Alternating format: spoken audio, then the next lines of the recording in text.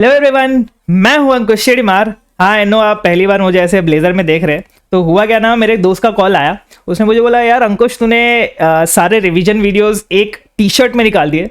हाँ मुझे पता है तेरे पास टी शर्ट नहीं है, वो तूने बोलने के लिए ऐसे बोल दिया लक्की वाकी टी शर्ट, इसलिए तो एक साथ एक ही बार में पहनता रहता है।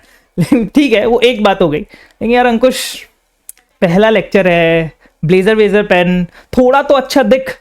और मेरा ऐसा दिमाग खराब हुआ ना, मैंने 2 लगाया उसके कान के नीचे।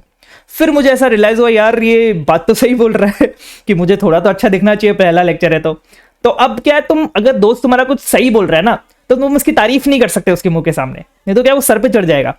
तो मैंने उसको बोला, देख तू बोल रहा है, क्योंकि तू बोल रहा है इसलिए मैं ब्लेजर पहनूंगा।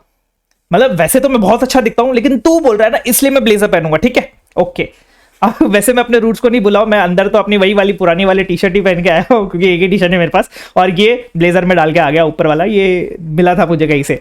एंड एक और चीज इसके साथ ही मैं पहन के आया हूं, ये है आपका सीए का पेन, जो आपको कॉन्वोकेशन के दिन मिलेगा। मैं फ्लेक्स कर रहा था कि मैं सीए बन चुका हूं। टेंशन मत लो, आप भी सीए बन जाओगे, जरूर सीए बन जाओगे, क्योंकि ऑडिट जो सबसे बड़ा डर होता है, जो सबसे बड़ा आपका प्रॉब्लम हर्डल होता है सीए फाइनल, सीए बनने के रास्ते में, वो आपका ऑडिट जो है वो मैं संभालने वाला हूं। तो उसकी आप बिल्कुल टेंशन मत लीजिए, ये पेन जो है ये आपको बहुत जल्दी मिलने वाली है। ठीक है सर? Yes sir. तो चलिए शुरू करते हैं बिना कोई बकवास किए। सबसे पहला लेक्चर है, इसमें हम डिस्कस करने वाले हैं बेसिक्स ऑफ ऑडिटिंग। इसमें हम अपना पूरा बेस बनाएंगे, जो भी मोस्ट कॉमनली यूज्ड वर्ड्स है पूरे ऑडिटिंग में, पूरे स्टैंडर्ड्स ऑन ऑडिटिंग में, वो सारी चीजें हम यहां पे डिस्कस करेंगे। यस, ये आपका वही पहला लेक्चर है जो आपने सी इंटर में किया होगा, क्योंकि मुझे पता है यार, आपने सी इंटर करते हुए बहुत टाइम हो गया होगा आपको, आप आर्टिकलशिप शायद ऑडिट में नहीं कर रहे होंगे, तो आपके बहुत सारे कॉन्सेप्ट जो है अभी दिमाग से उड़ गए होंगे। हमें कल का पढ़ा हुआ याद नहीं रहता, 2-3 साल पढ़ा हुआ पहले कैसे याद रहेगा? ठीक है, यस सर। तो चलिए शुरू करते हैं। इसमें ये वाला वीडियो आपको बहुत अच्छे से देखना है। अगर ये वाला वीडियो आपने अच्छे से देख लिया, तो आपके बाकी के थोड़े टॉपिक्स जो है वो सिंपल हो जाएंगे, बहुत सारी चीजें आपको बेसिक्स में ही क्लियर हो जाएंगी। Yes sir. सबसे पहले हम डिस्कस करते हैं हमारा स्टडी पैटर्न। सर हमारा स्टडी पैटर्न होने वाला है, सबसे पहला चीज जो है, मेरी सबसे प्यारी चीज है, वो है हैंड रिटन नोट्स। मैं आपको ये रेकमेंड करूंगा, मैं आपको ये सजेस्ट करूंगा कि आप मेरे हैंड रिटन नोट्स मेरे साथ साथ ही बनाते जाएं। मैं अपने हैंड रिटन नोट्स बना के लाऊंगा, ताकि आपका टाइम वेस्ट ना हो कि मैं लिखूं आपके सामने फिर उसको समझाऊं। मैं बना के लाऊंगा, आप साथ साथ में मेरे साथ बनाते जाए अपने हैंड रिटन नोट्स। इससे होगा क्या, आपको अगर कुछ भी चीज ऐड करनी होगी ना, आपका कुछ एक्सप्लेनेशन ऐड करना होगा अपने हिसाब से, तो आप वो उसी साथ ऐड कर पाएंगे। दूसरी चीज, अरे सर हम तो सोचे थे आपका वीडियो ट्रैवलिंग के टाइम देखेंगे। सर मोबाइल में हमने एंड्रॉइड का एक्सेस है ही, आपके पास है, आईओएस का भी एक्सेस है, तो हम तो क्या ट्रैवलिंग में देखने वाले थे। अब सर आप हैंड रिटन नोट साथ साथ में हम कैसे लिखेंगे सर? ट्रेन में कैसे लिखेंगे? ऑटो में कैसे लिखेंगे सर? तो सिर्फ आप लोगों के लिए मैंने ये एक और डिसीजन लिया है कि ये जो भी मेरे हैंड रिटन नोट्स है, इसको मैं आपको एनक्रिप्टेड फॉर्म में आपके एलएमएस पे ही प्रोवाइड कर दूंगा मेरे क्लास स्टूडेंट को। तो इससे होगा क्या कि आप जब ट्रैवलिंग के टाइम वो वीडियो देखिए, और घर पे आने के बाद आप वो एनक्रिप्टेड पीडीएफ से अपने सारे नोट्स उतार लीजिए। अरे सर एनक्रिप्टेड क्यों दे रहे हो सर? डाउनलोडेबल दे दो ना सर, मैं प्रिंट करवा के हो जाएगा सर हमारा काम। अब स्पून फीडिंग ना एक हद तक ही ठीक लगती है, बहुत ज्यादा स्पून फीडिंग हो जाए ना तो बच्चा ग्रो नहीं कर पाता, इसलिए मैं आपको स्पून फीडिंग उतनी हद तक दूंगा जितना आपके लिए बेनिफिशियल है। तो मैं ये सजेस्ट करूंगा कि आप हैंड रिटन नोट्स तो साथ में लिखिए। अगर आपके पास फीजिबल नहीं है तो फिर मैंने पीडीएफ अपनी प्रोवाइड कर दूंगा मैं आपके एलएमएस पे, वहां पे जाके आप वहां से कॉपी कर सकते हैं लेक्चर्स के बाद। ठीक है सर? Yes sir. दूसरा, हैंड रिटन नोट्स करने के बाद हम आप पे चलेंगे कॉन्सेप्ट बुक पे। जो मैंने कॉन्सेप्ट बुक बनाई है उससे मैं आपको हैंड रिटन नोट्स मैच करके बताऊंगा कि भाई ये टॉपिक हमने पढ़ा, ये टॉपिक कॉन्सेप्ट बुक में कैसा दिया हुआ है, बेसिकली टेक्निकल लैंग्वेज उसकी कैसी है कॉन्सेप्ट बुक में, क्योंकि हैंड रिटन नोट्स में बहुत सिंपल लैंग्वेज में हम सारे कीवर्ड्स पे ध्यान रखते हुए पढ़ने वाले। फिर हम कॉन्सेप्ट बुक पे आएंगे, फिर कॉन्सेप्ट बुक करने के बाद हम उसके जो भी क्वेश्चंस है वो हम क्वेश्चन बैंक से करने वाले हैं।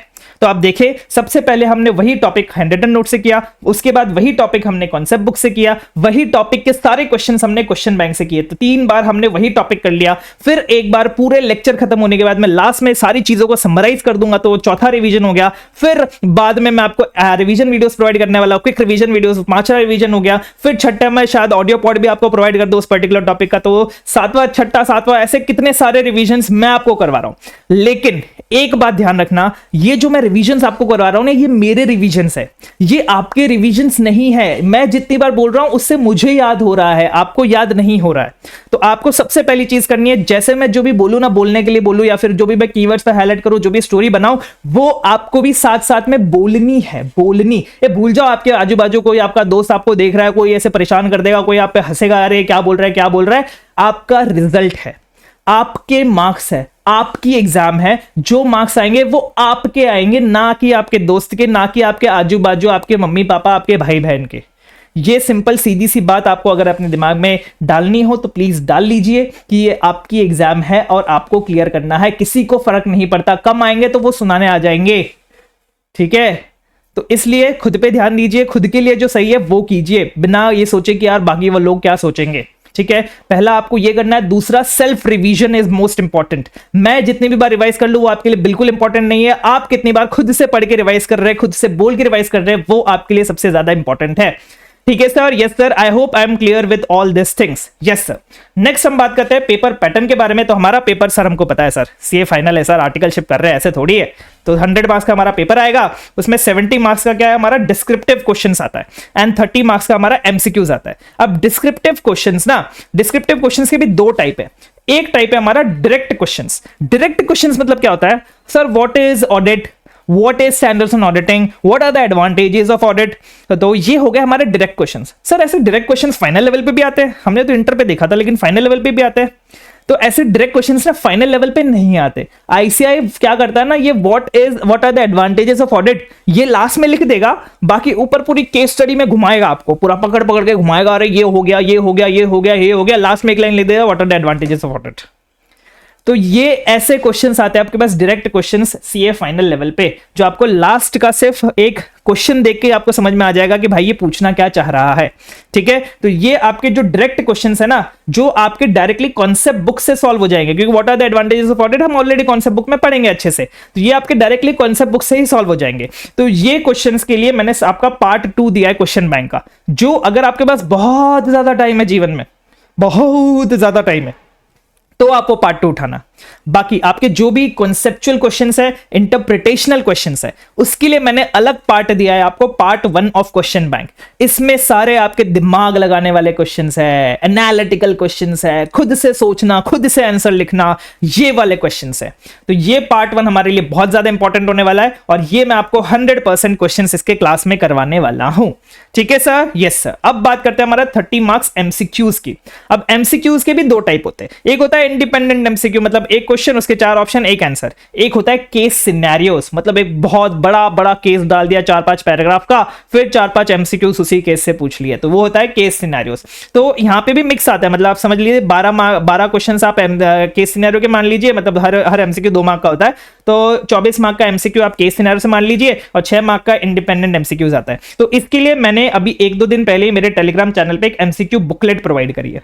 इस एमसीक्यू बुकलेट में मैंने सारे आपके एमसीक्यू, सारे केस सिनेरियोस ऑफ आरटीपी मई 18 से लेके RTP, MTP, ICM module, BOS portal, in fact ICM module में केस स्टडीज है, वो भी मैंने इसमें डाली हुई एमसीक्यू बुकलेट में, ठीक है सर। आई होप आपको ये पूरा पेपर पैटर्न और कैसे हम उसको अप्रोच करने वाले हैं, ये सारी चीजें आपको अच्छे से क्लियर हो गई होंगी, ठीक है सर। Yes sir. नेक्स्ट, अब सिलेबस बताने से पहले कि भाई सीए फाइनल ऑडिट में क्या क्या चीज है, वो सिलेबस बताने से पहले मैं कुछ बेसिक कॉन्सेप्ट्स आपको बताना चाहता हूं कि भाई क्या हमें सीखना है अभी सिलेबस से पहले, क्या हमें जानना है सिलेबस से पहले।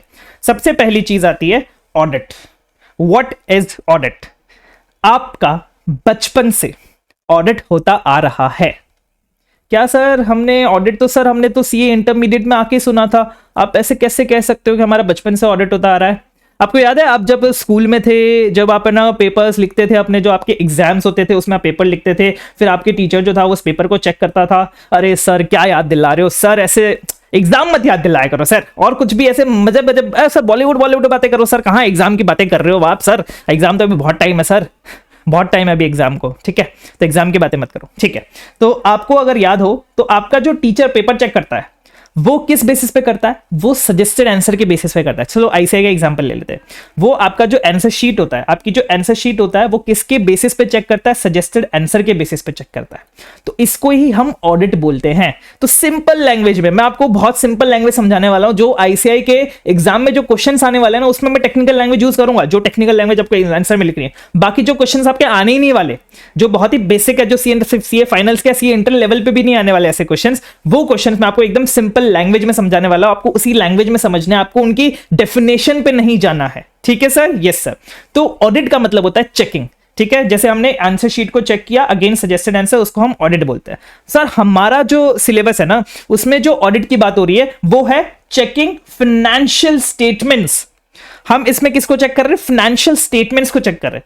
फाइनेंशियल स्टेटमेंट्स वो आपने 11th 12th में किया होगा, आपने फाउंडेशन इंटर में भी किया होगा। फाइनेंशियल स्टेटमेंट्स मतलब होता है हमारा profit and loss account, balance sheet, cash flow statement, notes account, ये सारा फाइनेंशियल स्टेटमेंट्स है। इसको हम चेक करते हैं against applicable financial reporting framework. अरे सर इतना भारी टर्म बोल दिया सर, इसका मतलब भी समझा दो। तो हम समझा देते हैं, एप्लीकेबल फाइनेंशियल रिपोर्टिंग फ्रेमवर्क, इसको हम प्यार से बोलेंगे AFRF। ठीक है, AFRF। ठीक है, अब इसमें सबसे पहली बात आती है फाइनेंशियल रिपोर्टिंग की। फाइनेंशियल रिपोर्टिंग का मतलब होता है process of preparing financial statements. ये सारे हैंड रिटन नोट्स आपको अभी लिखने की जरूरत नहीं है, बेसिक्स लेक्चर, इसमें आपको समझना है सारी चीजें। ठीक है, आपको अगले दिन से, कल से आपको ये सारे हैंड रिटन नोट्स लिखने की जरूरत है। ठीक है, तो process of preparing financial statements, उसको हम फाइनेंशियल रिपोर्टिंग बोलते हैं। बहुत सिंपलर टर्म्स में आप इसको अकाउंटिंग भी बोल सकते हैं। ठीक है, अब ये जो फाइनेंशियल रिपोर्टिंग हमने सीख लिया, अब फाइनेंशियल रिपोर्टिंग फ्रेमवर्क क्या होता है? फाइनेंशियल रिपोर्टिंग फ्रेमवर्क वो होता है, वो क्राइटेरिया होते हैं, वो रूल्स होते हैं, वो प्रोविजंस होते हैं जिसके बेसिस पे हम फाइनेंशियल स्टेटमेंट्स बनाते हैं। जिसके बेसिस पे हम फाइनेंशियल स्टेटमेंट्स बनाते हैं, जैसे आपका शेड्यूल 3 हो गया, इंड एस हो गया, AS हो गया, accounting standards, Indian accounting standards, ये सारी चीजें आपका जो है, इसको हम बोलते हैं फाइनेंशियल रिपोर्टिंग फ्रेमवर्क। सर ये एप्लीकेबल का मतलब क्या होता है? एप्लीकेबल का मतलब क्या होता है? फाइनेंशियल रिपोर्टिंग फ्रेमवर्क अब हर एक एंटिटी पे इंड एस और AS दोनों तो नहीं लगेगा, किसी पे इंड एस लगेगा, किसी पे AS लगेगा। तो उस एंटिटी पे कौन सा फाइनेंशियल रिपोर्टिंग फ्रेमवर्क एप्लीकेबल है, उसको हम बोलते हैं applicable financial reporting framework. Based on nature of the entity, मतलब मोटा मोटा आप कह सकते हो नेचर, मतलब इसके बहुत सारे कैरेक्टरिस्टिक्स होते हैं, बहुत सारे फैक्टर्स होते हैं, हमारे फ्लेवर्स में नहीं है तो हमें जाने की जरूरत नहीं है उसमें। हमें बस इतना ध्यान रखना है कि भाई नेचर ऑफ एंटिटी के हिसाब से हम applicable financial reporting framework decide करते हैं। जैसे सपोज लिस्टेड एंटिटी है तो उस पर इंड एस लगाएंगे, कोई छोटी सी कंपनी है तो उस पर हम AS लगा देंगे। ठीक है, तो वो हमारा AS यहाँ पे एप्लीकेबल फाइनेंशियल रिपोर्टिंग फ्रेमवर्क हो जाएगा, यहाँ पे इंड एस AFRF हो जाएगा। AFRF is applicable financial reporting framework. ठीक है, यस सर। अब मैंने आपको क्या बताया कि ऑडिट का मतलब होता है फाइनेंशियल स्टेटमेंट्स को हम चेक करते हैं versus applicable financial reporting framework. अगर ये फाइनेंशियल स्टेटमेंट्स और ये एप्लीकेबल फाइनेंशियल रिपोर्टिंग फ्रेमवर्क के बीच अगर कोई डिफरेंस आता है, उसको हम क्या बोलते हैं? Miss statement. उसी को हम मिस स्टेटमेंट बोलते हैं। इसका मतलब क्या हुआ? जो फाइनेंशियल स्टेटमेंट्स एक्चुअली में है और जो financial statements as per applicable financial reporting framework होने चाहिए थे, अगर उन दोनों में कोई भी डिफरेंस आ रहा है तो उसको हम बोलते हैं मिस स्टेटमेंट। और ये जो डिफरेंस है, ये जो मिस स्टेटमेंट है, ये दो कारणों की वजह से हो सकता है, दो फैक्टर्स की वजह से हो सकता है। सबसे पहला है आपका ये फ्रॉड की वजह से हो सकता है, फ्रॉड, और दूसरा है एरर। सर फ्रॉड एरर दोनों में क्या डिफरेंस है सर? फ्रॉड का मतलब होता है जो इंटेंशनली हुआ हो, मैंने इंटेंशनली गलती की हो। ठीक है, इंटेंशनल गलती, उसको हम बोलते हैं फ्रॉड। और दूसरा होता है एरर, अनइंटेंशनल, मैंने जानबूझ के नहीं किया ये। ठीक है, मैंने जानबूझ के नहीं किया, हो गया, अपने आप हो गया। ठीक है, गलती से हो गया, गलती से मिस्टेक हो गई ना, वैसा वाला फ्रॉड है, वैसा वाला एरर है ये। ठीक है, तो ये जो मिस स्टेटमेंट है, ये जो डिफरेंस है, ये फ्रॉड की वजह से भी हो सकता है और एरर की वजह से भी हो सकता है। अब अगर सपोज 1 करोड़ की बैलेंस शीट है, तो एज एन ऑडिटर क्या मुझे 1 रुपए के डिफरेंस से भी फर्क पड़ेगा? क्या मुझे 1 रुपए का डिफरेंस, 1 रुपए का मिस स्टेटमेंट भी चेक करना पड़ेगा? नहीं सर, ऐसे हम चेक करने गए तो हमें पता नहीं कितना सालों लग जाएंगे ऑडिट करने के लिए। इसलिए हमें मिस स्टेटमेंट से फर्क नहीं पड़ता है। We do not care about misstatement, but we care about material misstatement. हमें मटीरियल मिस स्टेटमेंट से फर्क पड़ता है। सर मटीरियल का मतलब क्या हुआ? मटीरियल मतलब बड़ी, वो जैसे आप बोलते हो ना मम्मी को कि मम्मी रोटी ला दो, फिर आप बोलते हो मम्मी आधी रोटी चाहिए। अब आपके हिसाब से आधा होता है 50 पोर्शन, लेकिन मम्मी आपको 75 पोर्शन दे के जाती है। फिर आप बोलते हैं अरे मम्मी मैंने तो आधी मांगी थी, फिर मैं बोलती है अरे आधी तो है। तो वो आधी जो है ना, अब वो बड़ा सब्जेक्टिव है। वैसे ही मटीरियल जो वर्ड है ये बड़ा सब्जेक्टिव है। तो ऑडिटर को मटीरियलिटी आप इसको बोलेंगे, मटीरियल को हम क्या बोलते हैं? मटीरियलिटी। जब हम डिटरमाइन करते हैं तो उसको मटीरियलिटी बोलते हैं। तो ऑडिटर को मटीरियलिटी जो है वो डिटरमाइन करनी होती है, पता लगानी होती है कि सपोज 1 करोड़ की बैलेंस शीट है, या फिर 1 करोड़ का बैलेंस शीट मतलब 1 करोड़ का टोटल एसेट साइज है, या फिर 1 करोड़ का टर्नओवर है। तो इसमें हमारा मटीरियलिटी अमाउंट या फिर मटीरियल अमाउंट एक लेवल डिसाइड करना पड़ता है हमें कि भाई इससे ऊपर का अगर कोई मिसस्टेटमेंट हुआ तो वो मेरे लिए मटीरियल है, अगर इससे नीचे का कोई मिसस्टेटमेंट हुआ तो मेरे लिए मटीरियल नहीं है। ठीक है, तो वो मटीरियलिटी अमाउंट सब्जेक्टिव होता है, सबके लिए अलग अलग होता है। ठीक है, तो ऑडिटर को भी वो मटीरियलिटी अमाउंट डिसाइड करना पड़ता है खुद के बेसिस पे। अब खुद डिसाइड करता है वो, किसके बेसिस पे डिसाइड करता है? वो amount that influences users of financial statements, मतलब वो अमाउंट जो यूजर्स ऑफ फाइनेंशियल स्टेटमेंट्स के डिसीजंस को इन्फ्लुएंस करेगा। इन्फ्लुएंस मतलब क्या, इफेक्ट करेगा। सपोज आपके ना 1 करोड़ का फाइनेंशियल स्टेटमेंट है, आपका ना 1 करोड़ का टर्नओवर है, ठीक है। उसमें आपका कोई मिस स्टेटमेंट हो गया, सपोज 10 लाख का आपका मिस स्टेटमेंट हो गया 1 करोड़ के फाइनेंशियल टर्नओवर पे, मतलब आपका 10% ऑफ टर्नओवर का आपका मिस स्टेटमेंट है। तो आप एज एन ऑडिटर आप क्या बोलोगे, हाँ यार हमारे हिसाब से ये जो अमाउंट है ये यूजर्स को अफेक्ट करेगा, यूजर्स के डिसीजंस को अफेक्ट करेगा। शायद वो यूजर्स, सपोज, अब सर यूजर्स मतलब क्या होता है, यूजर्स आप कर तो रहे हो लेकिन यूजर्स का मतलब तो बता दो। तो एक बार पहले यूजर्स का मतलब देख लेते हैं। यूजर्स का मतलब होता है जो भी एंटिटी, जो भी लोग हमारे फाइनेंशियल स्टेटमेंट्स यूज करते हैं उनको हम यूजर्स बोलते हैं। सर क्या डेफिनेशन बताइए सर, क्या ये तो हमें पता ही नहीं था। मैं आपको बताता हूं, जैसे शेयर होल्डर्स हो गया, क्रेडिटर्स हो गया, गवर्नमेंट हो गया, फाइनेंशियल इंस्टीट्यूशंस हो गया, एम्प्लॉइज हो गया, जनरल पब्लिक हो गया, इन सबको हम क्या बोलते हैं, यूजर्स ऑफ फाइनेंशियल स्टेटमेंट्स, ठीक है। तो अब हमारे एग्जांपल पे वापस आते हैं। तो 10 लाख का हम कह सकते हैं हाँ भाई यूजर्स को ना फर्क पड़ेगा 10 लाख के। लेकिन अगर वही मिस स्टेटमेंट आपका जो है 1000 का हुआ तो क्या आपको लगता है यूजर्स को फर्क पड़ेगा 1 करोड़ के टर्नओवर पे 1000 का मिस स्टेटमेंट? नहीं सर, नहीं फर्क पड़ेगा।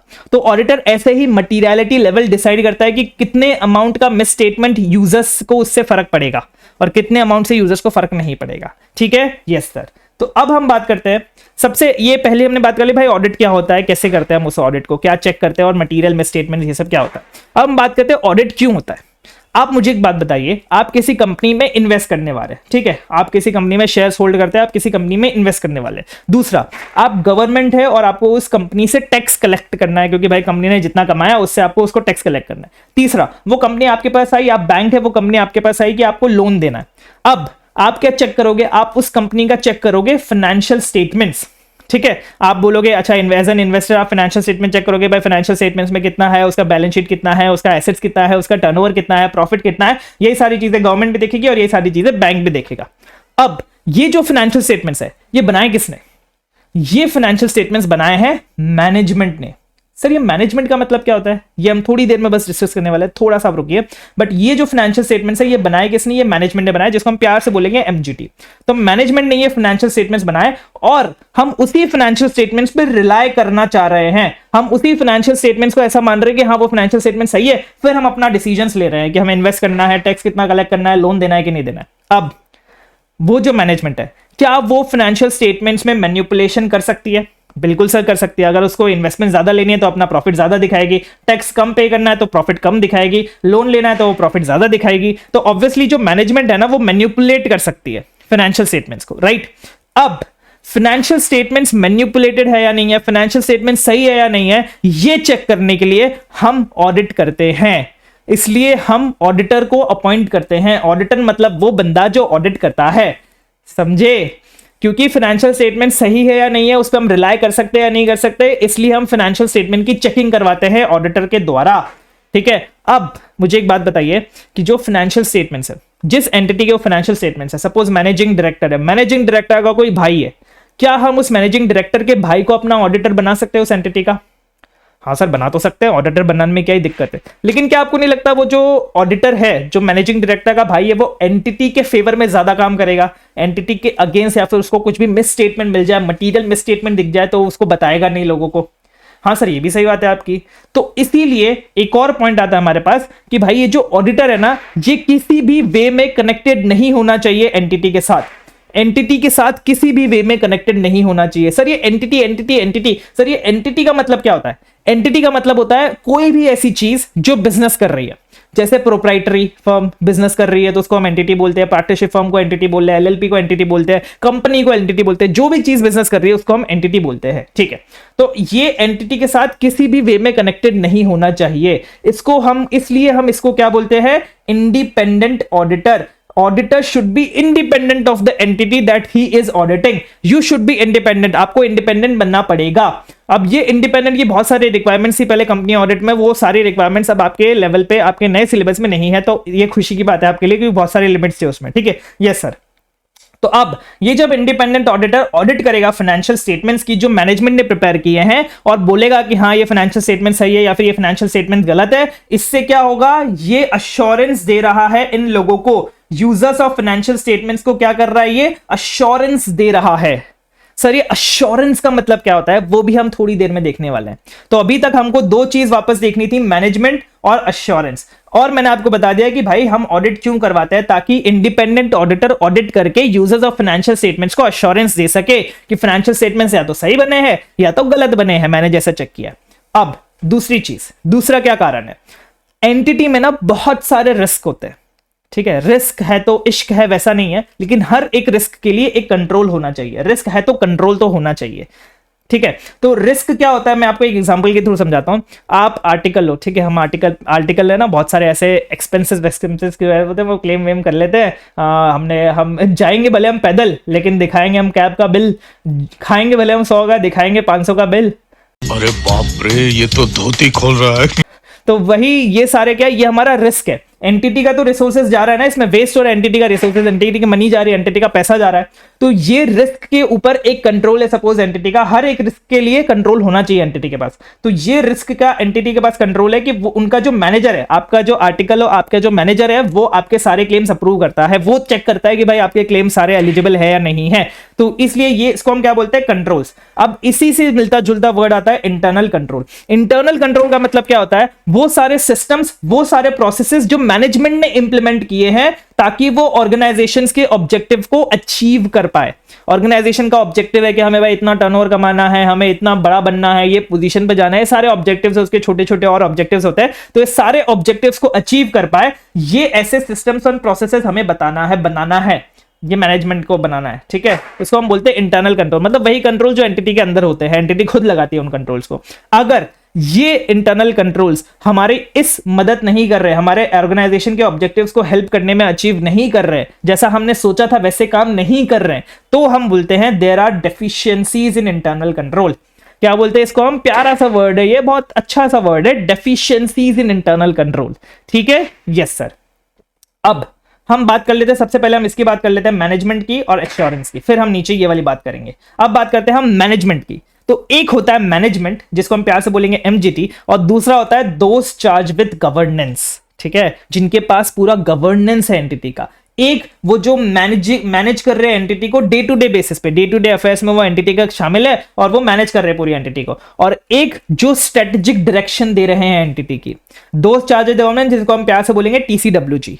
ठीक है, अब इसमें इसका अगर मैं मैनेजमेंट का आपको एग्जांपल बताऊं तो सीईओ हो सकता है, सीएफओ हो सकता है, सीनियर मैनेजर्स, ये सारे मैनेजमेंट का पार्ट होते हैं। दोस्त चार्ज विद गवर्नेंस में आते हैं आपके बोर्ड ऑफ डायरेक्टर्स, जो बड़े ऊपर लोग बैठे हैं ना, जो मीटिंग करते रहता है, बोर्ड मीटिंग करते रहता है, फिर डिसाइड करते हैं और किसको क्या बनाना है, ऑडिटर किसको बनाना है, ये सारी चीजें। वो आता है टीसीडब्ल्यूजी। जो आपकी ऑडिट कमेटी आती है, इनकी जितनी भी कमेटीज है वो सारे हमारे टीसीडब्ल्यूजी के अंदर आता है। ठीक है सर, यस सर। ये आपका छोटा सा डिफरेंस है मैनेजमेंट वैसे टीसीडब्ल्यूजी में। एंड एक और चीज, अगर छोटी एंटिटी है ना, छोटी एंटिटी में कहां आप मैनेजमेंट बनाओगे, कहां आप बोर्ड ऑफ डायरेक्टर्स बिठाओगे, इसलिए छोटी एंटिटी में both are same. Management and TCWG दोनों सेम होते हैं मोस्टली, छोटी एंटिटीज जो होती है उसमें। जैसे प्रोप्राइटरशिप हो गया, उसमें कहां एक ही बंदा तो होता है, ओनर वही होता है, मैनेजमेंट भी वही होता है, टीसीडब्ल्यूजी भी वही होता है। ठीक है, यस सर। अब हम बात करते हैं अश्योरेंस की। अश्योरेंस का मतलब क्या होता है, अब जैसे मैंने आपको बोला, suppose I assure you that you can easily get exemption after this batch। अब ये क्या है, ये है मेरा अश्योरेंस कि आप एग्जेम्पशन ला सकते हैं बैच के बाद आसानी से। मतलब इससे क्या होगा, this is done to increase your confidence in my batch, कि भाई इससे आपका कॉन्फिडेंस बढ़े, ये बैच लेने के लिए भी बढ़े, इस बैच में भी बढ़े, इस बैच के बाद भी बढ़े, और मुझ में भी बढ़े, मुझ में आपका कॉन्फिडेंस बढ़े। ठीक है, तो अश्योरेंस इसलिए होता है ताकि हम किसी का कॉन्फिडेंस बढ़ा सके उस चीज के लिए। ठीक है, अब जैसे ऑडिट, अब ऑडिट को हम, ऑडिट में इंडिपेंडेंट ऑडिटर क्या अश्योरेंस देता है, यहां पे हमने पढ़ा जैसे इंडिपेंडेंट ऑडिटर अश्योरेंस देता है ना यूजर्स ऑफ फाइनेंशियल स्टेटमेंट्स को। तो इंडिपेंडेंट ऑडिटर जो है वो क्या अश्योरेंस देता है, ऑडिटर जो है वो अश्योरेंस देता है कि जो फाइनेंशियल स्टेटमेंट्स है वो मैंने जैसा बताया है वैसे बने हैं। इससे यूजर्स का कॉन्फिडेंस इंक्रीज होता है in financial statements. Financial statements के ऊपर यूजर्स का कॉन्फिडेंस बढ़ता है अश्योरेंस देने से। ठीक है, अब इसमें 3 टाइप के आपके पास अश्योरेंस होते हैं, या फिर रेदर 3 लेवल्स के अश्योरेंस होते हैं। यहां पे आप लेवल्स भी लिख सकते हैं। 3 लेवल्स के आपके पास अश्योरेंस होते हैं। सबसे पहला होता है आपके पास एब्सोल्यूट अश्योरेंस, या फिर आप जिसको बोल सकते हैं गारंटी। मैं गारंटी के साथ बोल सकता हूं कि फाइनेंशियल स्टेटमेंट सब सही है, फाइनेंशियल स्टेटमेंट में सब कुछ सही है, they are completely as per financial reporting framework, applicable financial reporting framework. ठीक है, इसको हम बोलते हैं एब्सोल्यूट अश्योरेंस और गारंटी। लेकिन एक बात ध्यान रखना कि as an auditor we can not give an absolute assurance, हम कभी भी गारंटी नहीं दे सकते कि ये फाइनेंशियल स्टेटमेंट सही बने हैं। ठीक है, because there are limitations to audit, क्योंकि हमारे पास लिमिटेशंस है ऑडिट के, जो हम नेक्स्ट लेक्चर में जब हमारा SA 200 शुरू करेंगे हम लोग नेक्स्ट लेक्चर में, तब हम ये डिस्कस करने वाले हैं कि क्या लिमिटेशंस होते हैं ऑडिट के। लेकिन अभी तक आप इतना समझ लीजिए कि क्योंकि लिमिटेशंस है ऑडिट की, इसलिए हम कभी भी एब्सोल्यूट एश्योरेंस नहीं दे सकते। दूसरा हम बात करते हैं, एक होता है रीजनेबल एश्योरेंस। एब्सोल्यूट क्या, 100% एश्योरेंस। रीजनेबल क्या होता है, ऐसा हाई लेवल ऑफ एश्योरेंस होता है, मतलब संतुष्ट हो जाए सामने वाला इंसान, उतना लेवल ऑफ एश्योरेंस हम आपको दे देंगे, सेटिस्फाइड करवा देंगे आपको, कन्विंस कर देंगे हम आपको। इतना एश्योरेंस, मतलब मैं खुद ही कन्विंस हूं, इसलिए मैं आपको कन्विंस कर सकता हूं कि हाँ भाई जैसा हम बोल रहे हैं वैसा है। अगर हम बोल रहे हैं फाइनेंशियल स्टेटमेंट सही है, तो हाँ फाइनेंशियल स्टेटमेंट सही है। गारंटी नहीं दे रहा मैं गारंटी नहीं दे रहा, मैं आपको रीजनेबल एश्योरेंस दे रहा हूं, हाई लेवल ऑफ एश्योरेंस दे रहा हूं। ठीक है, अब तीसरा होता है लिमिटेड एश्योरेंस, जिसमें मैं ये बोलता हूं कि यार मुझे तो कुछ गलत नहीं मिला। देख रहे हो क्या क्या शब्दों के साथ खेलता है यहाँ पे। ठीक है, यहाँ पे हम रीजनेबल एश्योरेंस पे क्या बोलते हैं, हाँ भाई सब कुछ सही है तो टेंशन मत ले। जैसे होता है ना, जैसे सपोज आपसे कोई इंसान पूछे अरे ये सामने वाला जो बंदा है सही है कि नहीं है, तो आप बोलोगे अरे कुछ भी सही है, सब सही है यार, ये बढ़िया बंदा है, बढ़िया बंदा है। और दूसरा कोई आपसे पूछे यार ये कैसा बंदा है, तो आप बोलोगे यार मुझे तो कुछ गलत नहीं दिखा।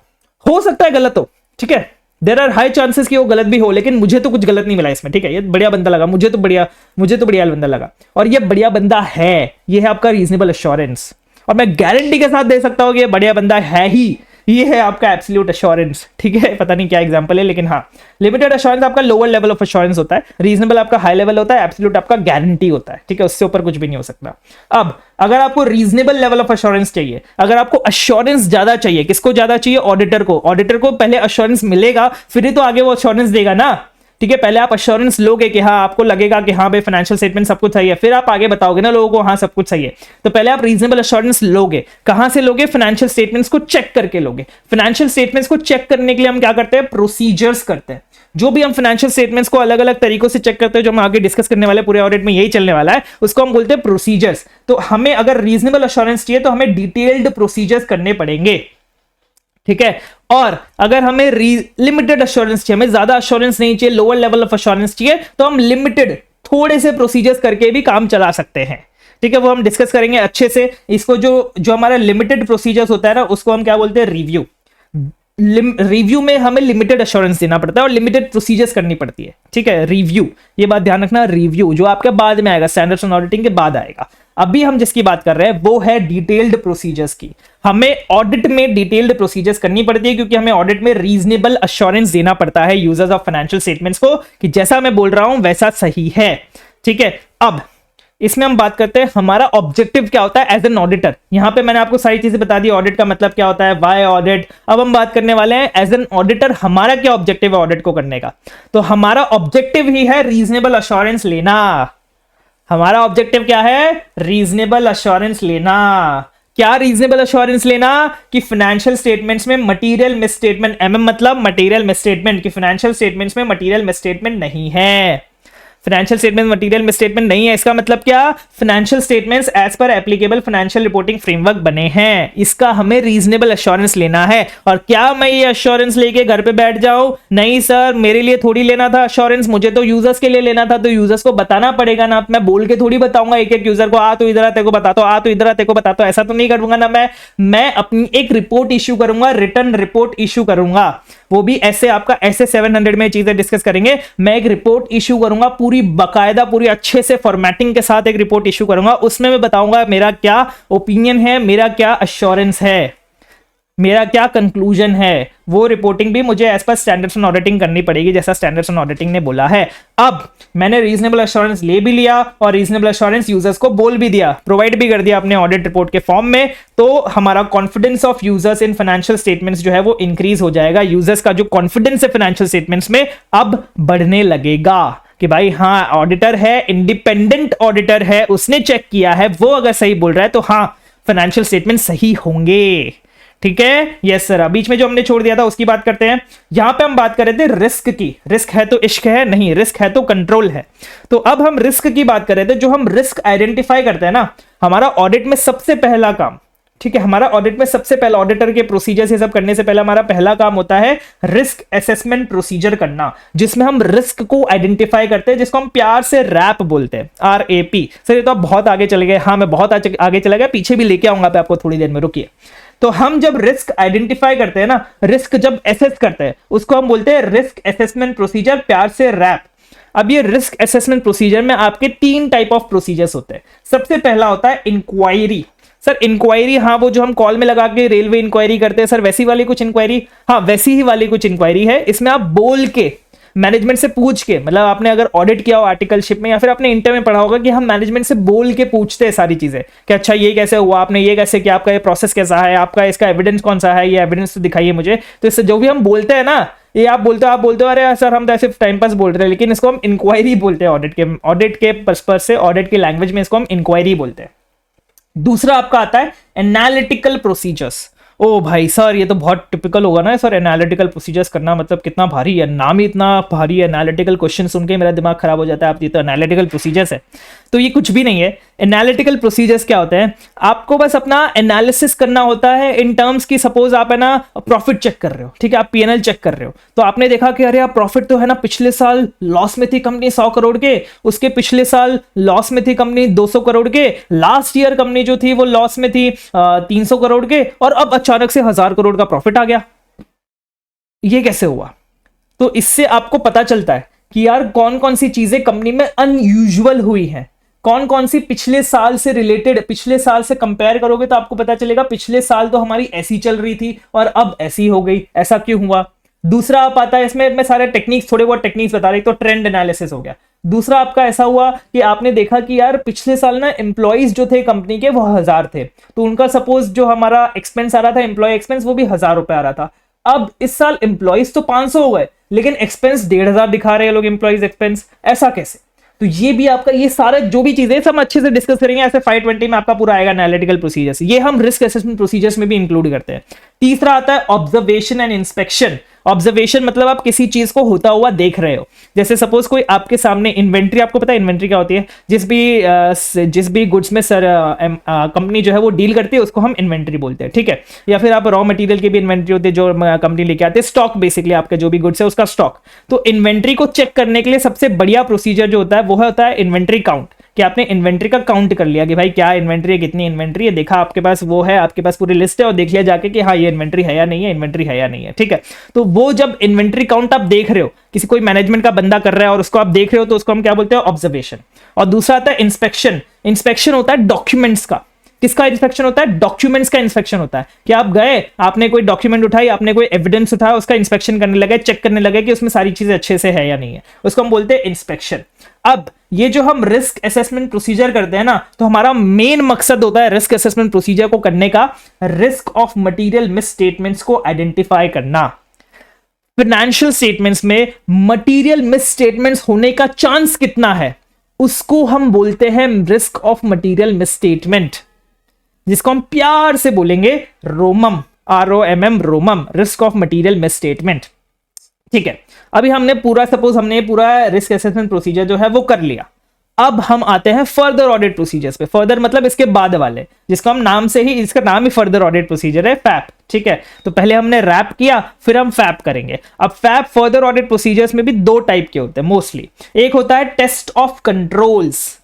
सर कंट्रोल्स हमने यहां तो पढ़ लिया, सर आपने कुछ कंट्रोल तो बताया कि रिस्क है तो कंट्रोल तो होना चाहिए, तो उसी कंट्रोल्स को, ये कंट्रोल किससे लगाइए? मैनेजमेंट लगाया, मैनेजमेंट खुद ही लगाता है अपने कंट्रोल्स, ठीक है। हमें इंटरनल कंट्रोल्स हम खुद ऑडिटर जाके नहीं लगाते, तो मैनेजमेंट ने जो कंट्रोल्स लगाया उसको हमें टेस्ट करना पड़ता है। क्या करना पड़ता है? टेस्ट करना पड़ता है। अब मैनेजमेंट ने तो बोल दिया, हाँ मैनेजर जो है वो अप्रूव करता है एम्प्लॉय आर्टिकलशिप वाले क्लेम सारे, तो क्या मैनेजर सच में कर रहा है कि नहीं कर रहा है? तो हमें वो क्लेम्स लेके देखना पड़ेगा कि मैनेजमेंट की साइन है या नहीं है, या फिर मैनेजमेंट ने ऐसे अप्रूव लिखा है या नहीं लिखा है। तो ये टेस्ट कर रहे हैं हम लोग कंट्रोल्स को, इसको हम क्या बोलते हैं? Testing of controls. अब टेस्टिंग जो हम टेस्टिंग ऑफ कंट्रोल्स करते हैं ना, उसमें कंट्रोल्स की हम क्या टेस्टिंग करते हैं? Operating effectiveness. मेनली मैं आपको जो बड़ी बड़ी बातें, वैसे तो डिजाइन एंड इंप्लीमेंटेशन ये भी चेक करते हैं, लेकिन मेनली हम इसमें चेक करते हैं ऑपरेटिंग इफेक्टिवनेस, कि भाई जो कंट्रोल्स है वो ऑपरेटिंग इफेक्टिवली है या नहीं है। मतलब जैसा हमने सोचा था वैसा वो कंट्रोल काम कर रहे कि नहीं कर रहे, समझे? मतलब जैसा हमने सोचा था कि भाई मैनेजर है ना, मैनेजर को अप्रूव करना चाहिए क्लेम्स, क्या वो अप्रूव कर रहा है या नहीं कर रहा है सच में, उसको हम बोलते हैं ऑपरेटिंग इफेक्टिवनेस को टेस्ट करना। ठीक है, एक होता है test of controls further audit procedures में, और दूसरा होता है substantive procedures. Substantive procedures, substantive procedures, इसमें क्या होता है ना, इसमें दो प्रकार के होते हैं। एक होता है टेस्ट ऑफ डिटेल्स, मतलब आपको एंटिटी ने बोला कि यार हमारे पास इतने ट्रेड रिसीवेबल्स है, तो ट्रेड रिसीवेबल्स मतलब डेटास हमारे पास इतने बार, तो डेटास का सबसे इजी तरीका चेक करने का क्या होता है, आपने डेटास को कंफर्मेशन भेजा। कंफर्मेशन मतलब क्या हो गया मैं आपको बताता हूं। कंफर्मेशन मतलब क्या, डेटा सपोज एंटिटी के एक डेटा है मिस्टर ए करके, वो एंटिटी के बुक में दिख रहा है 100 रुपए का। अब एंटिटी ने बोला यार हमारे पास ये डेटा है एज ऑन 31 मार्च, हमारा ये डेटा दिख रहा है 100 रुपए का। आपने बोला यार मैं कैसे मान लूं, मैं उस बंदे से पूछूं, तो अगर मैं उस बंदे से ही जाके पूछ लूं डायरेक्टली कि यार तू बता तेरा क्या 100 रुपया ड्यू है एंटिटी, क्या तुझे देना है 100 रुपया एंटिटी को, और अगर वो हाँ बोल दे तब तो ये बात सही है, और अगर उसने मना कर दिया फिर तो कुछ दिक्कत है। ठीक है, सही बात है ये। अब मैं एक एक डेटर के घर पे जाऊंगा, उससे दरवाजा खटखटाऊंगा, वो दरवाजे पे मिला नहीं मिला क्या पता, तो इसलिए यहां पे आते हैं कंफर्मेशंस। मैंने क्या किया, मैंने मेल के थ्रू उस डेटर को कंफर्मेशन भेजा, उसको बोला कि यार देख मैं इस एंटिटी का ऑडिटर हूं, इस एंटिटी ने मुझे बोला है कि भाई तू एज अ डेटर तेरे को 100 रुपया देना है, तो क्या तुझे एंटिटी को देना है 100 रुपया, तो बता दे मुझे, तो वो बता देगा। इसको हम बोलते हैं एक्सटर्नल कंफर्मेशन। ठीक है, क्योंकि एंटिटी के बाहर से हम किसी से कंफर्मेशन ले रहे हैं। ठीक है, तो यहां पे ये होते हैं ये सारे प्रोसीजर्स जो मैं आपको बताऊंगा, अच्छे से डिस्कस करेंगे। मैं आपको एग्जांपल्स दे के बता रहा हूं सारी चीजें। उसको हम बोलते हैं टेस्ट ऑफ डिटेल्स, और दूसरा आता है हमारा सब्सटैंटिव एनालिटिकल प्रोसीजर्स। अब ये जो एनालिटिकल प्रोसीजर्स है जो हमने रिस्क असेसमेंट प्रोसीजर में पढ़े थे, उसी से डिटेल्ड प्रोसीजर्स जब हम करते हैं सब्सटैंटिव प्रोसीजर्स के अंदर, उसको हम सब्सटैंटिव एनालिटिकल प्रोसीजर्स बोलते हैं। जी ओवरव्यू था आपका पूरा अपना ऑडिट का जो अभी तक हमने समझा सैप और रैप और फैप के बारे में। अब हम बात करने वाले हैं हमारे ऑडिट के प्रोसेस की, कि सर ऑडिट का प्रोसेस क्या होता है। क्या हमें एंटिटी ने जैसे ही हमें बोला कि यार हमें ऑडिटर अपॉइंट कर दिया, क्या हमें डायरेक्टली जाके प्रोसीजर्स परफॉर्म कर देना है, क्या हमें डायरेक्टली जाके रिपोर्ट इशू कर देनी है, कि हमें एग्जैक्टली करना क्या है, शुरुआत कहां से करनी है, वो मैं आपको बताने वाला हूं। तो ये जो पूरा ऑडिट का प्रोसेस है, ये सबसे पहले शुरू होता है आपका प्रिलिमिनरी एक्टिविटीज से। प्रीलिमिनरी एक्टिविटीज में क्या होता है ना, आपको एंटिटी ने बोला यार आप हमारे ऑडिटर बन जाओ, तो आप पहले एंटिटी को एसेस करोगे, उसके मैनेजमेंट की इंटीग्रिटी को चेक करोगे। इंटीग्रिटी मतलब ऑनेस्टी, सिंपल वर्ड्स में आप उसकी ऑनेस्ट को चेक करोगे, यार मैनेजमेंट ऑनेस्ट है या नहीं है। इसके इंडस्ट्री को आप देखोगे, आप खुद का कॉम्पिटेंस देखोगे, आप देखोगे यार कि मैं इतना कॉम्पिटेंट हूं या नहीं हूं कि मैं इस इंडस्ट्री में इसका ऑडिट कर सकता हूं कि नहीं कर सकता। पता चला बहुत कॉम्प्लेक्स इंडस्ट्री, पता चला कोई आईटी वाईटी की कंपनी है और मुझे आईटी ऑडिट करने का कोई वही नहीं है, मेरे को कोई एक्सपीरियंस ही नहीं है, तो मैं इसको ऑडिट कर सकता हूं नहीं कर सकता। ये सारा प्रिलिमिनरी एनालिटिक्स में एक्टिविटीज में आता है आपका। फिर आपने सोचा हाँ आपने एक्सेप्ट कर लिया सब कुछ, फिर आप करोगे ऑडिट की प्लानिंग, जो हम मोस्टली ऐसे 300 में देखने वाले हैं। फिर आप ऑडिट की प्लानिंग करोगे कि यार मुझे कितने रिसोर्सेज चाहिए होंगे, मुझे कितना टाइम चाहिए, कौन कौन से एरियाज चाहिए, कौन कौन से एरियाज में मैं ऑडिट करूंगा, कितना डिटेल में करूंगा। ये सारी प्लानिंग स्ट्रैटेजी ऑडिट प्रोग्राम हम अच्छे से डिस्कस करेंगे ऐसे 300 में। अब प्लानिंग तो कर ली, प्लानिंग से कुछ नहीं होता ना, प्लानिंग तो हम भी करते हैं यार, हमने भी प्लानिंग की थी कि भाई आज हम 8 घंटा पढ़ेंगे, हम पढ़ पाए क्या? नहीं पढ़ पाए, अरे सर दुखती ना इसका हाथ में रखो, लेकिन ठीक है हम नहीं पढ़ पाते ना, तो प्लानिंग से कुछ नहीं होता, आपको वो प्लानिंग को एग्जीक्यूट करना पड़ेगा। क्या आप उस प्लानिंग को एग्जीक्यूट कर पा रहे हो या नहीं कर पा रहे हो, आपको एग्जीक्यूशन करना पड़ेगा उस प्लानिंग का। एग्जीक्यूशन मतलब क्या होता है, बेसिकली आपको ऑडिट प्रोसीजर्स परफॉर्म करने पड़ेंगे। एग्जीक्यूशन में और क्या होता है, प्रोसीजर्स ही तो परफॉर्म करते हैं ना हम लोग, जो भी काम करते हैं उसको प्रोसीजर्स ही बोलते हैं। तो ऑडिट प्रोसीजर्स हमें करना है। अब ये हम ऑडिट प्रोसीजर्स क्यों करते हैं, ताकि हम ऑडिट एविडेंस ऑब्टेन कर पाए।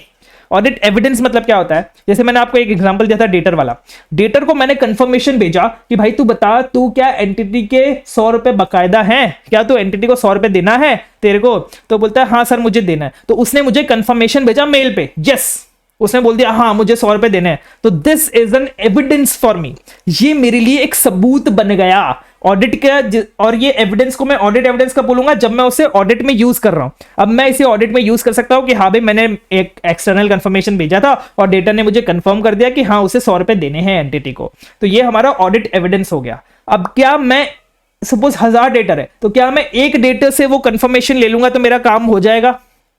नहीं सर, इसलिए यहां पे ऑडिट एविडेंस लेना जरूरी नहीं है, आपको sufficient and appropriate audit evidence लेना जरूरी है, जिसको हम प्यार से बोलेंगे SSAAE। आपको क्या लेना है, sufficient and appropriate audit evidence. जैसे ऑडिटर का मतलब नहीं है आपको इंडिपेंडेंट ऑडिटर से मतलब होना चाहिए, जैसे मिस स्टेटमेंट से मतलब नहीं है आपको मटेरियल मिस स्टेटमेंट से मतलब होना चाहिए, वैसे ही ऑडिट एविडेंस से मतलब नहीं है आपको sufficient and appropriate audit evidence से मतलब होना चाहिए, जिसको हम प्यार से बोलेंगे SAAE। और इसी का थोड़ा घुमा फिरा के हम बोल देते हैं परसुएसिव ऑडिट एविडेंस। क्या बोलते हैं, persuasive audit evidence. I persuade you to take my lectures, to take my batches. I know you will be persuaded after this to take my lectures. इसको हम बोलते हैं persuasive audit evidence, convincing audit evidence कि हाँ भाई ये audit evidence मिल गया, मतलब I am fully convinced कि ऐसा ही है, ऐसा ही होने वाला है, या फिर ऐसा ही सच है। ठीक है, अब हम एक एक लेक्चर्स को एक एक वर्ड को डिकोड करते हैं। यहाँ पे sufficient and appropriate audit evidence हमने अच्छे से समझ लिया। सफिशिएंट क्या होता है ना, sufficient is a measure of quantity of audit evidence. Quantity का मतलब क्या होता है, मैंने वही आपको एग्जांपल दिया, 1000 डेटा से मैंने एक डेटा से कंफर्मेशन मंगा लिया, क्या ये सही है, क्या इससे हम पूरा ऐसे सफिशिएंट है, नहीं सर। आपको 1000 डेटा है तो आपको उस हिसाब से आपको कम से कम मान लो आप 200 300 100 जितना आपके अपने हिसाब से जजमेंट लगा के, लेकिन आप एक डेटा पे तो आप रिलाई नहीं कर सकते, एक डेटा को आप सफिशिएंट एविडेंस नहीं बोल सकते। तो सफिशिएंसी या फिर sufficient is based on quantity. And appropriate, क्या ये ऑडिट एविडेंस एप्रोप्रिएट है या नहीं, ये डिपेंड करता है उसकी क्वालिटी पे। वो ऑडिट एविडेंस की क्या क्वालिटी है। सर ये क्वालिटी क्या होता है सर, क्वालिटी कैसे डिसाइड करेंगे, वो ऐसे कपड़ा थोड़ी है जो उसकी क्वालिटी ऐसे पकड़ के डिसाइड कर लेंगे कि क्वालिटी है या नहीं है। तो क्वालिटी का मतलब होता है दो चीजें, सबसे पहला होता है रेलेवेंस एंड दूसरा होता है रिलायबिलिटी। क्या ये ऑडिट एविडेंस रेलेवेंस है या नहीं है, रेलेवेंट है या नहीं है। दूसरा, क्या ये ऑडिट एविडेंस रिलायबल है या नहीं है। रेलेवेंस का मतलब क्या होता है, मैं आपको एग्जांपल देता हूं। जैसे सपोज हम गए इन्वेंट्री का स्टॉक काउंट करने, ठीक है, स्टॉक काउंट कर रहे हैं हम इन्वेंट्री का। अब उसमें ना दो मेथड्स होते हैं, ठीक है। एक होता है फ्लोर टू शीट। फ्लोर मतलब क्या, जमीन पे, एंड शीट मतलब जो हमारे हाथ में जो शीट होती है। फ्लोर टू शीट मतलब क्या हुआ कि आपने जमीन पे कोई भी इन्वेंट्री देखी, आप उसके प्रीमाइसेस पे गए एंटिटी के, आपने जमीन पे कोई भी एक इन्वेंट्री देखी, कोई भी एक गुड्स देखा, कोई भी एक स्टॉक देखा, आपने बोला ये वाला स्टॉक मुझे बताओ आपके शीट में कहां पे है। तो ये हो गया फ्लोर टू शीट। दूसरा होता है sheet to floor. Sheet to floor क्या होता है, ये आपके सिलेबस में नहीं है, मैं आपको एग्जांपल सिर्फ समझाने के लिए आपको सारी चीजें बता रहा हूं, आप टेंशन मत लीजिए, सिलेबस में नहीं है आपकी चीजें। शीट टू फ्लोर क्या होता है, आपने शीट में कोई भी एक इन्वेंट्री चूज की और बोला ये वाली बताओ मुझे आपके कहां पे है, आपके गोडाउन में कहां पे ये वाली चीज। तो ये दो आपके प्रोसीजर्स होते हैं। अब आपको सपोज चेक करनी है एग्जिस्टेंस का मतलब क्या हुआ, आपको ये चेक करना है कि भाई जो इन्वेंट्री इन्होंने अपने फाइनेंशियल स्टेटमेंट्स में दिखा रखी है वो इन्वेंट्री एक्चुअली में एग्जिस्ट करती है कि नहीं करती है। ठीक है, फाइनेंशियल स्टेटमेंट में सपोज 1000 रुपए की इन्वेंट्री है, आपके पास 1000 रुपए की पूरी लिस्ट है कि हाँ भाई ये इन्वेंट्री में हमारे पास ये इन्वेंट्री है। ठीक है, तो आपको अगर एग्जिस्टेंस चेक करनी है तो आप क्या करोगे, आप करोगे शीट में कोई इन्वेंट्री को चूज करोगे और देखोगे कि वो फ्लोर पे एक्चुअली में एग्जिस्ट करती है कि नहीं करती है। Right, yes sir. दूसरा होता है कंप्लीटनेस का मतलब क्या होता है ना कि आपको ये चेक करना है कि जितनी इन्वेंट्री रिकॉर्ड होनी चाहिए थी उतनी इन्वेंट्री फाइनेंशियल स्टेटमेंट्स में रिकॉर्ड हुई है या नहीं हुई है। आप देख रहे हैं कितना माइन्यूट सा डिफरेंस है। एग्जिस्टेंस में क्या होता है, जितनी इन्वेंट्री रिकॉर्ड हुई है क्या वो एक्चुअली है या नहीं हमारे पास, और दूसरा कंप्लीटनेस मतलब क्या होता है, जितनी है हमारे पास क्या वो एक्चुअली में रिकॉर्ड हुई है या नहीं हुई है।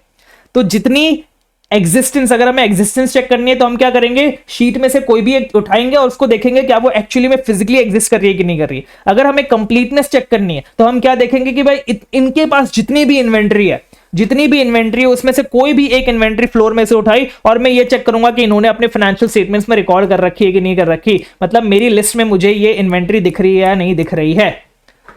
ये है एग्जिस्टेंस और कंप्लीटनेस का बीच का डिफरेंस। इसको हम असर्शंस बोलते हैं, हम बाद में ठीक है कभी डिस्कस करेंगे, अभी आपके लिए बहुत ज्यादा इंपॉर्टेंट नहीं है, लेकिन ये दो इंपॉर्टेंट थे।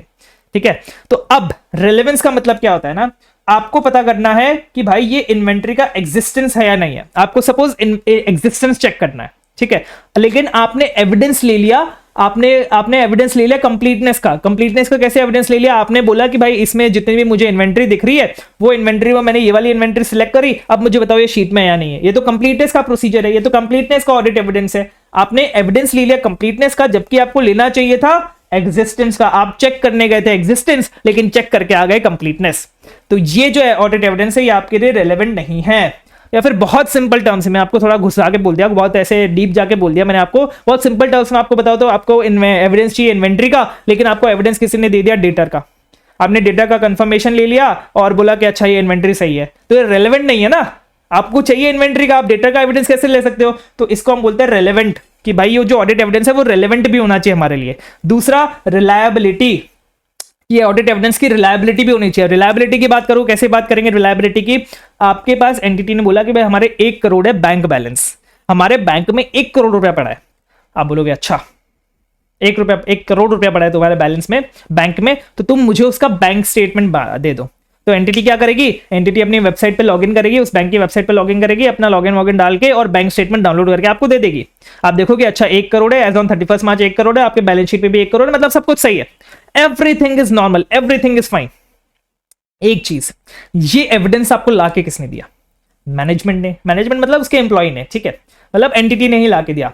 तो क्या ये एविडेंस से एंटिटी छेड़छाड़ नहीं कर सकती थी? सर बिल्कुल कर सकती थी।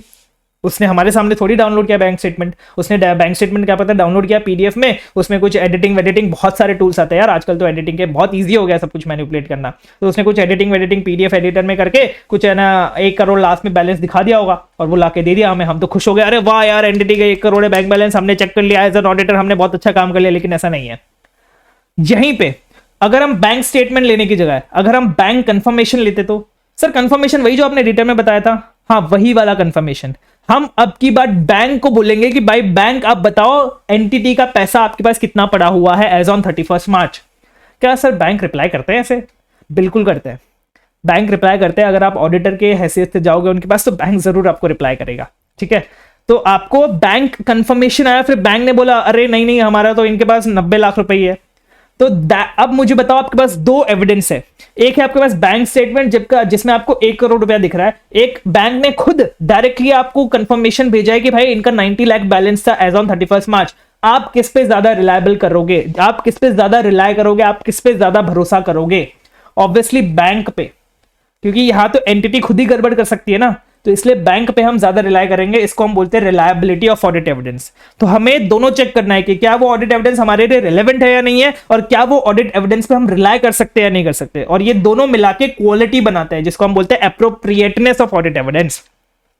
तो हमारे पास क्वांटिटी में भी ऑडिट एविडेंस सही होना चाहिए और क्वालिटी में भी ऑडिट एविडेंस सही होना चाहिए, और जिसको हम बोलते हैं sufficient and appropriate audit evidence. I hope आपको ये एक वर्ड बहुत अच्छे से क्लियर हो चुका होगा, क्योंकि ये एक वर्ड पे बहुत खेलता है आईसीआई, ठीक है। अब ये एक वर्ड अगर हमें मिल गया, मतलब हमें सफिशिएंट एप्रोप्रिएट ऑडिट एविडेंस मिल गया, तो उसके बेसिस पे हम क्या करते हैं? रिपोर्टिंग करते हैं। उसके बेसिस पे हम अपनी रिपोर्ट बनाते हैं, उसके बेसिस पे हम अपना ओपिनियन देते हैं। ओपिनियन देना मतलब क्या? मेरे हिसाब से एंटिटी सही है या फिर एंटिटी गलत है, ठीक है। और ये जो ओपिनियन देते हैं वो हम थ्रू किसके थ्रू देते हैं? ऑडिट रिपोर्ट के थ्रू देते हैं। हम लिख के देते हैं, बोल के नहीं देते, एक एक करके हम लिख के देते हैं। उसको हम क्या बोलते हैं? Audit report. तो ये है आपका पूरा ऑडिट का प्रोसेस। पहले आपने की प्रिलिमिनरी एक्टिविटीज, फिर आपने की प्लानिंग, फिर आपने किया एग्जीक्यूशन, और फिर आपने किया रिपोर्टिंग। और ये सारी चीज जब आप कर रहे हो, तब साथ साथ में आपके पास खुद का एविडेंस होना चाहिए कि बाहर वाला अगर कोई बंदा आपके आके पूछ ले आपसे कि भाई आपने इसका ऑडिट कैसे किया था, तो आपके पास भी एविडेंस होना चाहिए था कि मैंने ये सारे प्रोसीजर्स किए थे। इसलिए आपको मेंटेन करना पड़ता है डॉक्यूमेंटेशन, जो हम SQC 1 और SA 230 में डिस्कस करने वाले हैं। ये सारी चीज ऐसा नहीं कि जो ऑडिट प्रोसीजर्स परफॉर्म कैसे फुसका डॉक्यूमेंटेशन में मेंटेन करना है, हमें इसका भी डॉक्यूमेंटेशन मेंटेन करना है, इसका भी करना है, इसका भी करना है, इसका भी करना है। जो भी चीज आप एज एन ऑडिटर करने वाले हो या फिर कर रहे हो, वो सारी चीजों का आपको डॉक्यूमेंटेशन मेंटेन करना है। जो भी एविडेंसेस मिलते हैं उन सब का आपको डॉक्यूमेंटेशन मेंटेन करना है, ताकि आप पे कोई उंगली ना उठा सके कि आपने इसका ऑडिट कैसे कर दिया। ठीक है सर? Yes sir. ये बहुत सारा बेसिक्स जो था वो हमने कवर कर लिया है। अब हम शुरू करते हैं। अब मैं आपको बताता हूं हमारा syllabus for CA final audit. तो हमारा सिलेबस क्या होता है? सबसे पहला आप ऐसा अज्यूम करो कि आपने सीए फाइनल एग्जाम्स जो है वो क्लियर कर लिए। अच्छा, क्लियर कर लिया ना? ओके, या नहीं ऐसे चौड़ में बताओ, लेकिन हाँ ऐसा अज्यूम करो कि आपने सीए फाइनल कर लिया है ना, आप जल्दी बिल्कुल करने वाले हैं। आपका जो नेक्स्ट अटेम्प्ट होगा सीए फाइनल का, आप बिल्कुल क्लियर करने वाले हैं, ठीक है। तो अब आपको मिलता है एक मेंबरशिप सर्टिफिकेट। थोड़े पैसे वैसे देने पड़ते हैं आपको, लेकिन आपको एक मेंबरशिप सर्टिफिकेट मिल जाता है आईसीआई के साथ, ठीक है। आईसीआई आपको एक मेंबरशिप सर्टिफिकेट दे देता है। अब आप बन चुके हैं चार्टर्ड अकाउंटेंट। मतलब आपने सीए फाइनल एग्जाम क्लियर किया, तो सीए फाइनल एग्जाम क्लियर करने के बाद आप सीए नहीं बनते, आप अपना चार्टर्ड अकाउंटेंट नहीं बोल सकते खुद को, आपको मेंबरशिप सर्टिफिकेट लेना पड़ता है, उसके बाद ही आप सीए बनते हैं, चार्टर्ड अकाउंटेंट बनते हैं। ठीक है, जैसे ही आप चार्टर्ड अकाउंटेंट बने, जैसे ही आपने मेंबरशिप सर्टिफिकेट लिया, जैसे ही आपका मेंबरशिप नंबर आया, तब से आपके ऊपर लगना शुरू होता है चार्टर्ड अकाउंटेंट एक्ट। एक एक्ट बनाया आईसीए ने, वो एक्ट आप पे तब से लगना शुरू होता है जब से आप सीए बनते हैं, जिस दिन आप सीए बनते हैं। और कोड ऑफ एथिक्स होता है, कोड ऑफ एथिक्स भी आप पे लगता है। सर ये एथिक्स एथिक्स एथिक्स का मतलब क्या होता है? जो हमने बचपन में पढ़ा था वही एथिक्स है? हाँ, वही एथिक्स, मतलब मोरल प्रिंसिपल्स, मोरल वैल्यूज, वो सारा आप पे लगता है। इन द सेंस वो आपको बताते हैं कि आपको क्या क्या चीजें करनी है और क्या क्या चीजें नहीं करनी है। ये सारी चीजें चार्टर्ड अकाउंटेंट एक्ट्स में क्या लिखा हुआ है आपके लिए कि आपको क्या करना है क्या नहीं करना है, कोड ऑफ एथिक्स में क्या लिखा हुआ है आपको क्या करना है क्या नहीं करना है, वो हम प्रोफेशनल एथिक्स वाला चैप्टर है जो आपका बहुत स्कोरिंग चैप्टर है, बहुत इजी चैप्टर है, वो हम डिस्कस करेंगे प्रोफेशनल एथिक्स के चैप्टर में। ठीक है, अब आप सीए बन गए, आपके ऊपर chartered accountant code of ethics लग गया, आप प्रोफेशनल एथिक्स सब कुछ फॉलो कर रहे हैं। अब आपके पास ऑप्शन आता है, 3 ऑप्शन, या तो आप ट्रेडिशनल प्रैक्टिस कर लो, या तो आप एम्प्लॉई बन जाओ किसी भी ऑर्गेनाइजेशन के, या तो आप खुद का बिजनेस कर लो, जो सीए से बिल्कुल अलग है। ठीक है, प्रैक्टिस और बिजनेस में क्या डिफरेंस है? प्रैक्टिस मतलब आपके ऑडिट, आप फॉर्म खोल के बैठ जाओ, ऑडिट कर लो, टैक्स वैक्स कर लो। और दूसरा होता है बिजनेस, मतलब आप कुछ अलग ही बिजनेस में कर रहे हो, सपोज आप एग्रीकल्चर कर रहे हो, खेती कर रहे हो, या फिर आप अपने डैड का बिजनेस संभाल रहे हो। तो ये सारा आपके पास ऑप्शन है। आपने क्या ट्रेडिशनल प्रैक्टिस चूज किया। ठीक है, सीए बनने के बाद आपने यहाँ पे ट्रेडिशनल प्रैक्टिस चूज किया। अब ट्रेडिशनल प्रैक्टिस मतलब आपने फर्म खोलने का डिसाइड किया। अब फर्म खोलने में भी आपके पास बहुत सारे ऑप्शन है, या तो आप ऑडिटिंग एंड अकाउंटिंग कर लो, मतलब आप किसी कंपनी का ऑडिट कर लो, अकाउंटिंग कर लो उनकी, या तो आप इनकम टैक्स वाला काम कर लो, इनकम टैक्स कैलकुलेट करना, फाइल्स रिटर्न करना, जीएसटी रिटर्न भरना, जीएसटी लिटिगेशन करना, ये सारे काम आपके पास, और भी बहुत सारे अलग अलग अनकन्वेंशनल काम होते हैं। आपने सोचा कि यार नहीं, मैं सीए बनाऊं ना, तो मैं वो काम करूंगा जिसमें सीए का एक्सक्लूसिव राइट है, और वो एक ही काम है, दैट इज ऑडिटिंग। मतलब ये बाकी सारे काम, मतलब जितने भी काम, इनकम टैक्स, जीएसटी, या फिर और भी कोई भी काम हो जाए, वो कोई भी पर्सन, कोई भी प्रोफेशनल कर सकता है, लेकिन एक ऑडिट ही ऐसा काम है जो हम सिर्फ सीए कर सकते हैं। तो आपने ऐसा सोचा यार सिर्फ यही काम करते हैं, यहाँ पे कंपटीशन कम मिलेगा, बाकी तो मुझे पता नहीं एमबीए, बीबीए, बीकॉम, इन सब से भी कंपटीशन करना पड़ेगा बाकी लोगों में, बाकी फील्ड्स में, तो मैं यहाँ पे ऑडिटिंग एंड अकाउंटिंग में जाऊंगा, जहां पे मेरा कंपटीशन कम होगा, मुझे सिर्फ सीए से ही कॉम्पीट करना पड़ेगा, और ये मेरे लिए एक्सक्लूसिव है। ठीक है, तो अब आपने सोचा कि यार मुझे ऑडिटिंग एंड अकाउंटिंग में जाना है, तो अब इन दोनों को हम बाइफरकेट करते हैं। एक आता है आपका ऑडिटिंग, एक आता है आपका अकाउंटिंग। अब ऑडिटिंग में भी ना आप ऑडिट कर सकते हो फाइनेंशियल स्टेटमेंट्स का। ठीक है, हमने अभी ऊपर पढ़ा कि भाई ऑडिट होता है, फाइनेंशियल स्टेटमेंट्स का ऑडिट होता है, लेकिन ये फाइनेंशियल स्टेटमेंट्स जो अभी तक हम बचपन से देखते आ रहे हैं ना, बचपन से मतलब अपने 11 12 से, जैसे बचपन से हम फाइनेंशियल स्टेटमेंट्स देखते आ रहे हैं, वो सारे के सारे फाइनेंशियल स्टेटमेंट्स होते थे historical financial statements. Historical financial statements नाम से अगर आप क्लियर कर पा रहे हो, हिस्टोरिकल फाइनेंशियल स्टेटमेंट्स मतलब क्या? जो हिस्ट्री पे बेस्ड थे, जो पास्ट पे बेस्ड थे, जो अभी तक हो चुका उसको हम फाइनेंशियल स्टेटमेंट्स में दिखाते थे, उसको हम बोलते हैं हिस्टोरिकल फाइनेंशियल स्टेटमेंट्स। हाँ सर, यही तो फाइनेंशियल स्टेटमेंट्स होते हैं ना, यही तो होते हैं, हम यही तो हमने पूरे साल क्या किया वही तो हम दिखाते हैं फाइनेंशियल स्टेटमेंट्स में, बैलेंस शीट में, प्रॉफिट एंड लॉस में, यही तो आता है। एक और फाइनेंशियल स्टेटमेंट्स होते हैं जिसको हम बोलते हैं other than historical financial statements.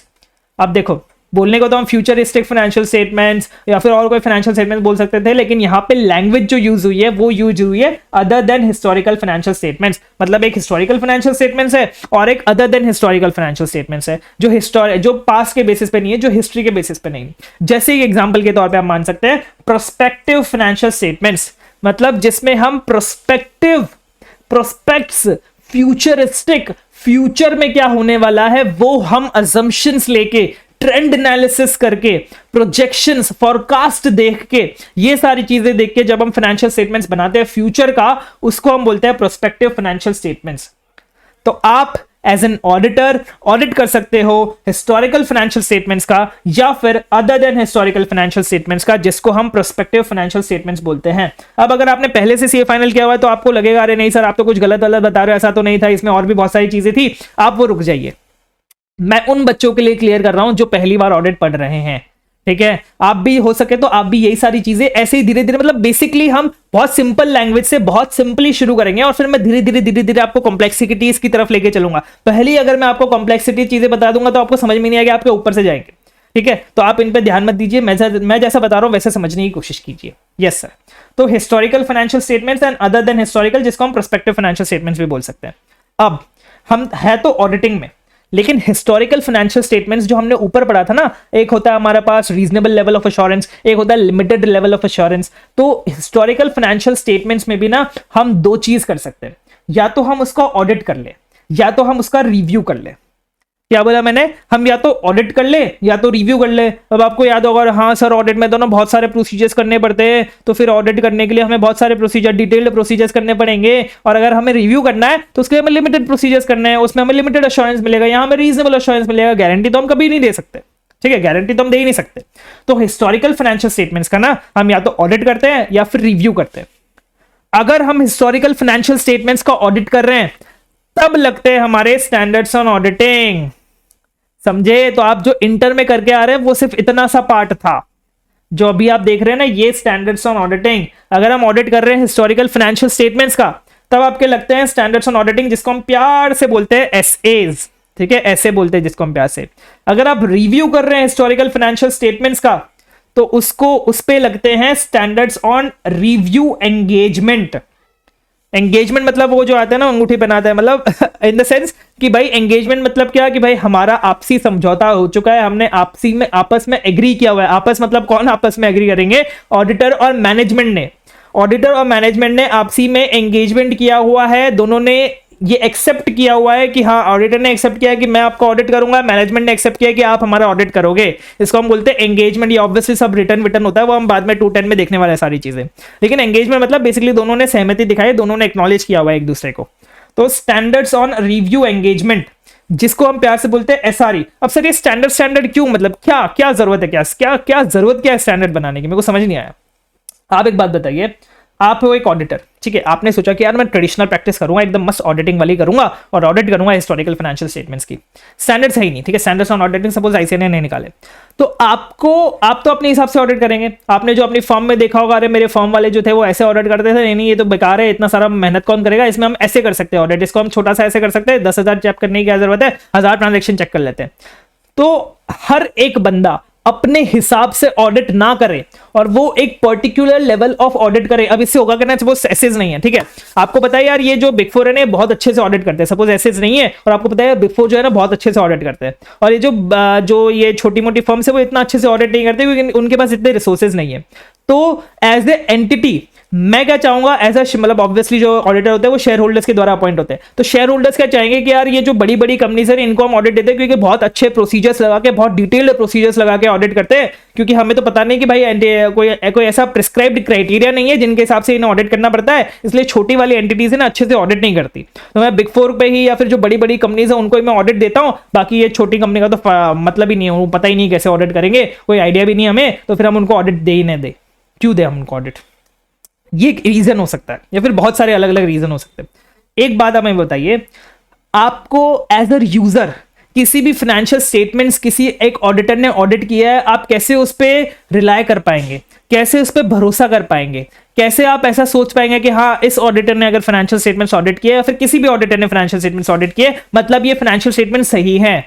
इससे बहुत सारा कंफ्यूजन होगा अगर एसेस नहीं होंगे तो। आपको हर एक एंटिटी के जाके देखना पड़ेगा, एंटिटी का बैकग्राउंड देखना पड़ेगा कि एंटिटी अच्छे से ऑडिट करती है या नहीं करती है, या फिर ऐसी हवा में ऑडिट कर देती है। तो इसीलिए कॉमन ग्राउंड पे सबको लाने के लिए कि भाई सब ऑडिट एक जैसा करें, एक समान करें, किसी का ऑडिट बहुत अच्छा ना हो, किसी का ऑडिट बहुत खराब ना हो, ये सबको एक ग्राउंड पे लाने के लिए, एक लेवल पे लाने के लिए कि भाई अगर आपने देख लिया ऑडिटेड फाइनेंशियल स्टेटमेंट्स हैं मतलब ये फाइनेंशियल स्टेटमेंट सही है, आपको ऑडिटर का नाम देखने की जरूरत ना पड़े कि इस कौन से ऑडिटर ने इस फाइनेंशियल स्टेटमेंट्स को ऑडिट किया है, क्योंकि सारे ऑडिटर सेम तरीके से फाइनेंशियल स्टेटमेंट्स को ऑडिट करेंगे और सेम हाई क्वालिटी के साथ ऑडिट करेंगे। इसलिए लाए आईसीआई ने स्टैंडर्ड्स ऑन ऑडिटिंग। ऑब्वियसली ये पूरा ग्लोबल लेवल पे चलता है, नॉट आईसीआई स्पेसिफिकली लेके आया, लेकिन सब लेके आया, उसमें आईसीआई ने अडॉप्ट किया हुआ है, ठीक है।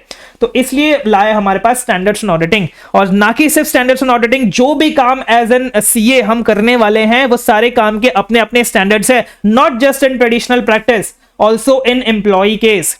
When you are an employ तब भी आप पे कुछ स्टैंडर्ड्स लगते हैं, प्रोफेशनल एथिक्स लगता है आप पे। तो इसीलिए जब आप सीए बन गए तो आप मान लीजिए कि आईसीआई के बहुत सारे रूल्स एंड रेगुलेशंस है जो आपको फॉलो करने पड़ेंगे। होते नहीं होते वो अलग बात है, लेकिन हाँ पेपर पे आपको करने पड़ेंगे, ठीक है। Yes sir. तो स्टैंडर्ड्स का मतलब क्या होता है? एक बेंचमार्क, एक क्राइटेरिया जिसके बेसिस पे आपको अपना काम करना पड़ता है। क्योंकि आप एसेज में देखेंगे ना, बहुत सारे प्रोसीजर्स लिखेगा, आपको ये प्रोसीजर करना है, ये प्रोसीजर करना है, कहीं लिखा ही नहीं होगा तो सब अपने दिमाग से लगाते रहेंगे कुछ भी, इसलिए स्टैंडर्ड्स बनते हैं। तो रिव्यू, अगर आप रिव्यू एंगेजमेंट कर रहे हैं तो आपके ऊपर लगता है स्टैंडर्ड्स ऑन रिव्यू एंगेजमेंट, जिसको हम प्यार से बोलते हैं SRE। अब यहां पे बात आती है other than historical financial statements की। अब other than historical financial statements में हम सिर्फ अश्योरेंस देते हैं, ठीक है, हम अश्योरेंस देते हैं। यहां पे उसका कुछ नाम नहीं है, ऑडिट है, रिव्यू है, वैसे तो अश्योरेंस ये तीनों ही है, इन तीनों को हम अश्योरेंस ही बोलेंगे क्योंकि हम इसमें अश्योरेंस दे रहे हैं सामने वाले पार्टी को। भले हम इसमें हाई लेवल अश्योरेंस देते हैं, इसमें लिमिटेड लेवल ऑफ अश्योरेंस देते हैं, लेकिन देते तो अश्योरेंस ही है। तो यहां पे हम इसको नॉर्मल अश्योरेंस एंगेजमेंट बोलेंगे। तो ये जो other than historical financial statements है, इन पे लगता है स्टैंडर्ड्स ऑन अश्योरेंस एंगेजमेंट, जिसको हम प्यार से बोलते हैं SAE। क्या बोलते हैं? SAE, ठीक है। यस सर, ये 3 आपके स्टैंडर्ड्स हैं। अब एक और चीज आती है, यहां तो हमने ऑडिटिंग की बात कर ली, एक आती है अकाउंटिंग की बात की। मैंने बोला नहीं यार, मैं तो ना ये ऑडिटिंग बहुत फालतू काम है, बहुत ऐसे मेहनत वाला काम है, मुझे ऐसे दिमाग भी और लगाना पड़ेगा, ऐसे सारी चीजें कंप्लाई करनी पड़ेगी। मैं जाता हूं मैनेजमेंट के पास, मैं मैनेजमेंट के अंदर घुसता हूं, मैनेजमेंट को बोलता हूं लाओ मैं आपके फाइनेंशियल स्टेटमेंट्स बनाता हूं। ये सिंपल काम है, एकदम 9 to 5 वाला जॉब है, मस्त मजा आएगा। सिंपल एक प्रोसीजर है, प्रोसीजर के हिसाब से मुझे वो फाइनेंशियल स्टेटमेंट्स बना के देने पड़ेंगे। तो इस प्रोसेस को हम बोलते हैं फाइनेंशियल स्टेटमेंट्स बनाने के लिए। जब आप सर्विसेज देते हो मैनेजमेंट को कि हम आपके फाइनेंशियल स्टेटमेंट्स बना देंगे, आप सारी इंफॉर्मेशन दे दीजिए, हम सिर्फ बना देंगे, तो उसको हम बोलते हैं compilation of financial information. Financial information और फाइनेंशियल स्टेटमेंट्स का डिफरेंस है। फाइनेंशियल स्टेटमेंट जो मैंने आपको बताया, आपके balance sheet, profit and loss. Financial information में सारी चीज आ जाती है, आपकी एंट्री से लेके लेजर से लेके ट्रायल बैलेंस से लेके फाइनेंशियल स्टेटमेंट, सारी चीजें आ जाती है आपके फाइनेंशियल इंफॉर्मेशन में। तो उसको हम जब हम कंपाइल करते हैं मैनेजमेंट के लिए, उसको हम बोलते हैं compilation of financial statements, financial information. और इस पे आपका लगता है स्टैंडर्ड्स ऑन रिलेटेड सर्विसेज, क्योंकि ये जो कंपाइलेशन है इसको हम क्या बोलते हैं? Services, related services. उसके लिए आपके स्टैंडर्ड्स बनाए गए हैं, स्टैंडर्ड्स ऑन रिलेटेड सर्विसेज, जिसको हम प्यार से बोलते हैं SRS। एंड एक दूसरी चीज, सपोज मैनेजमेंट बोले यार मुझे ऑडिट नहीं करवाना और मुझे मतलब रिव्यू भी नहीं करवाना, और मुझे ना तो पूरे फाइनेंशियल स्टेटमेंट्स का रिव्यू कराना है, ना पूरे फाइनेंशियल स्टेटमेंट्स का रिव्यू ऑडिट करवाना है। तो अब मैं क्या करूंगी ना, मुझे ऐसा चाहिए कि मैं जैसा बोलूं वैसा वो काम करे, मैं जैसा बोलूं, मैं ये बोलूं इसका ऑडिट कर दे, मैं बोलूं इसका रिव्यू कर दे, तो वैसा वो काम करे। तो अगर कोई मिक्स प्रोसीजर्स अगर हम कर रहे हैं जो हमने एग्री किए हैं विद द मैनेजमेंट, तो उसको हम बोलते हैं एग्रीड अपॉन प्रोसीजर्स। मतलब कुछ प्रोसीजर्स हैं जो हमने मैनेजमेंट के साथ एग्री किया, मैनेजमेंट ने हमें बोले कि ये प्रोसीजर्स करने हैं, तो हम बोल रहे हैं कि हाँ ठीक है हम ये प्रोसीजर्स कर लेंगे, तो मैनेजमेंट के साथ हमें एग्री कर लिए, उसको हम बोलते हैं एग्रीड अपॉन प्रोसीजर्स। ये ऑडिट भी हो सकता है, रिव्यू भी हो सकता है, मिक्स भी हो सकता है, दोनों का। किसी एक मैनेजमेंट बोला कि यार मुझे बस है ना ट्रेड रिसीवेबल्स के सारे कंफर्मेशन मंगवाने हैं, तो वो तुम मंगवा के दे दो, तो ये एक प्रोसीजर भी आपका एग्रीड अपॉन प्रोसीजर आ जाएगा, क्योंकि हम ऑडिट नहीं कर रहे ना, ऑडिट तो पूरे फाइनेंशियल स्टेटमेंट्स का होता है। इन्होंने तो बोला भाई एक पर्टिकुलर एरिया दे दे और बोला कि भाई इसका इस पे सारे प्रोसीजर्स करके दिखा दो, तो जो भी हम प्रोसीजर्स बोलेंगे वो कर दो, तो इसलिए ये एग्रीड अपॉन प्रोसीजर्स है। तो ये एग्रीड अपॉन प्रोसीजर्स भी आपका स्टैंडर्ड्स ऑन रिलेटेड सर्विसेज के अंदर जाता है। यहां पे आपको बहुत डिटेल में सारी चीजें अभी समझने की जरूरत नहीं है, क्योंकि हम धीरे धीरे जैसे जैसे आगे बढ़ते जाएंगे वैसे वैसे मैं आपको सारी चीजें जैसे जैसे वो पॉइंट आता जाएगा वैसे वैसे मैं आपको सारी चीजें अच्छे से करवाने ही वाला हूं, ठीक है। यस सर, ये मोटा मोटा मैंने आपको पूरा सिलेबस बता दिया कि आपका मोटा मोटा क्या सिलेबस होने वाला है आपका सीए फाइनल का। ये मैंने सिलेबस का आपका बाइफरकेशन बता देता हूं, 4 पार्ट में मैं पूरे सिलेबस को बाइफरकेट करता हूं मेरे हिसाब से। सबसे पहला है स्टैंडर्ड्स ऑन ऑडिटिंग, ठीक है। सबसे पहला है स्टैंडर्ड्स ऑन ऑडिटिंग, जो आपका आता है 45 to 55 मार्क्स का। स्टैंडर्ड्स ऑन ऑडिटिंग आपका आता है 45 to 55 मार्क्स का, जिसमें आपके हैं ऐसे 200 से लेके 700 जो आपने अपने सी इंटरमीडिएट में किए थे, उसमें से थोड़े बहुत ऐसे और एक्स्ट्रा है जो आपने नहीं किए थे सी इंटरमीडिएट में, उसमें से। एंड आपका एक नया सीरीज है ऐसे 800 सीरीज, ठीक है। ये ऐसे 800 सीरीज आपका है स्टैंडर्ड्स ऑन ऑडिटिंग के अंदर, और इसके अंदर कारो भी अलग से दिया हुआ है। कारो 2020 आपका रिपोर्टिंग वाले चैप्टर में दिया हुआ है, ड्यूटीज ऑफ ऑडिटर भी आपके रिपोर्टिंग वाले चैप्टर में दिया हुआ है, risk assessment and internal control आपके 3rd या 4th चैप्टर में आपका रिस्क असेसमेंट इंटरनल कंट्रोल है। अब ये सारी चीजें मिला के प्लस SQC।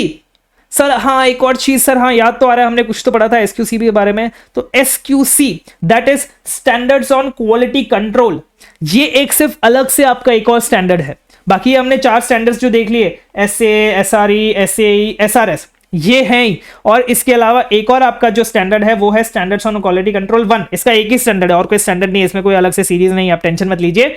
तो ये जो SQC 1 है वो भी हम स्टैंडर्ड्स ऑन ऑडिटिंग के अंदर ही डालेंगे, स्टैंडर्ड्स ऑन ऑडिटिंग से ही करेंगे, ठीक है। अब ये जो SQC 1 है ये आपका स्टैंडर्ड्स ऑन ऑडिटिंग पे भी लगता है, ये आपका SRE पे भी लगता है, SAE पे भी लगता है और SRS पे भी लगता है। ये हम अच्छे से डिस्कस करने वाले आगे जाके, ठीक है। तो ये SQC 1 ये सारा आपका स्टैंडर्ड्स ऑन ऑडिटिंग का पार्ट हो गया। दूसरा पार्ट आता है आपका अदर स्टैंडर्ड्स का पार्ट, जो आपका अराउंड 10 to 15 मार्क्स का आएगा आपके एग्जाम में, जिसमें सारे SRE, SAE और SRS आते हैं। नेक्स्ट आपका पार्ट आता है प्रोफेशनल एथिक्स, पूरा आपस में अपने आप में ही एक पार्ट है, जिसका 20 to 25 मार्क्स का आप देख सकते हैं। बहुत मजा आएगा ये प्रोफेशनल एथिक्स करने में, बहुत ईजी टॉपिक है, बहुत स्कोरिंग टॉपिक है। नेक्स्ट आता है आपका अदर ऑडिट्स। अदर ऑडिट्स आपका आ सकता है 25 to 35 मार्क्स का। इसमें सारे आपके अदर ऑडिट्स, PSU ऑडिट हो गया, ग्रुप ऑडिट हो गया, digital audit, bank audit, NBFC audit, internal audit, SDG and ESG, due diligence, investigation, forensic accounting, ये सारा का सारा आपका पार्ट है अदर ऑडिट्स का।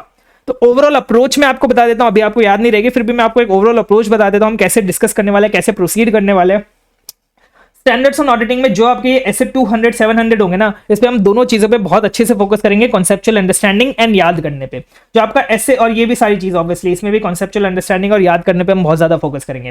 ये जो ऐसे 800 है, SRE है, SAE है और SRS है, इसमें ICAR ने खुद बोला है कि हम कभी भी आपको घुमा के कुछ भी चीज नहीं पूछेंगे, हम कुछ भी चीज घुमा के नहीं पूछेंगे, जितना ICAR मॉड्यूल में दिया है उतना ही हम आपको पूछेंगे। डायरेक्ट क्वेश्चंस मोस्टली हो सके तो डायरेक्ट क्वेश्चंस ही हम आपसे पूछेंगे, तो इसमें हम वैसी वाली अप्रोच के साथ पढ़ेंगे।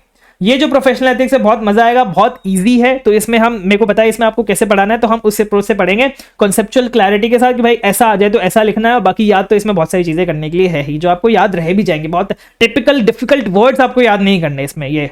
और अदर ऑडिट्स में तो आपको सारी चीजें जो है वो याद करने वाली है। कॉन्सेप्चुअल क्लैरिटी वाला पॉइंट जो है इसमें थोड़ा कम हो जाता है, याद करने वाला कंटेंट इसमें ज्यादा हो जाता है, तो हम इसको वैसे ही डील करने वाले हैं, ठीक है। यस सर, अब कुछ थोड़ा सा टाइम बचा है मेरे पास, अब कुछ पॉइंट्स जो मैंने लिख के रखे जो मोस्ट कॉमनली यूज हमारे वर्ड्स होते हैं ऑडिट में, वो सारे वर्ड्स हम अभी डिस्कस करने वाले हैं, ठीक है सर। यस सर, शुरू करते हैं। सबसे पहले हम बात करते हैं फर्म के बारे में कि सर फर्म क्या होती है, what is firm when we talk about auditing. तो फर्म ना हम जनरली ऐसा समझते हैं यार, वो पार्टनरशिप फर्म जो होती है ना उसको हम फर्म बोलते हैं, LLP जो हो गए उसको हम फर्म बोलते हैं, लेकिन जो प्रोप्राइटरशिप है उसको भी हम फर्म बोलते हैं, वो भी फर्म की कैटेगरी के अंदर ही आती है। मतलब अगर आप प्रोप्राइटरशिप खोल के, प्रोप्राइटरशिप को रजिस्टर करके, कहीं भी लीगली रजिस्टर करके अगर आप प्रोप्राइटरशिप के थ्रू अपना बिजनेस कर रहे हैं तो हम आपको भी फर्म बोलेंगे, ठीक है सर। तो यहां पे फर्म का मतलब ये सारी चीजें हैं। दूसरा, अब फर्म के ह्यूमन रिसोर्सेज कौन कौन से होते हैं, मतलब फर्म में कौन कौन काम करता है। सबसे पहला, सबसे ऊपर लेवल पे जो होता है वो होता है एंगेजमेंट पार्टनर, जिसको हम प्यार से बोलेंगे EP। एंगेजमेंट पार्टनर मतलब वो बंदा जिसके पास रिस्पॉन्सिबिलिटी है पूरे ऑडिट की रिस्पॉन्सिबिलिटी उसके पास है, एंड वही साइन करता है फाइनेंशियल स्टेटमेंट को। वो साइन है मतलब उसके पास अथॉरिटी है फाइनेंशियल स्टेटमेंट को साइन करने की, उसके पास ही पूरी रिस्पॉन्सिबिलिटी है ऑडिट की। मतलब ऑडिट में कुछ भी गड़बड़ हो जाए, कुछ भी लीगल एक्शन हो जाए ऑडिट के ऊपर, उसके ऊपर एक्शन होता है एंगेजमेंट पार्टनर के ऊपर, ठीक है। मतलब बेसिकली मेन बंदा, मेन हेड आपके ऑडिट का। उसके नीचे आप मान सकते हैं सारे मैनेजर्स आते हैं, आपके टीम मैनेजर, मतलब जो आपके टीम में जो पर्टिकुलरली उस ऑडिट में काम कर रहे हैं वो आपके मैनेजर्स आ जाते हैं, टीम मैनेजर। और फिर उसके बाद आते हैं आपके जनरल टीम मेंबर्स, मतलब आप अगर आर्टिकलशिप करें तो आप भी टीम मेंबर हैं उस ऑडिट के। इन सबको मिला के engagement partner, team manager, team member को मिला के हम इनको बोलते हैं ऑडिट एंगेजमेंट टीम। क्या बोलते हैं? ऑडिट की एंगेजमेंट टीम। मतलब इस पर्टिकुलर ऑडिट की, इस पर्टिकुलर एंगेजमेंट की ये टीम है, इसको हम बोलेंगे audit engagement team.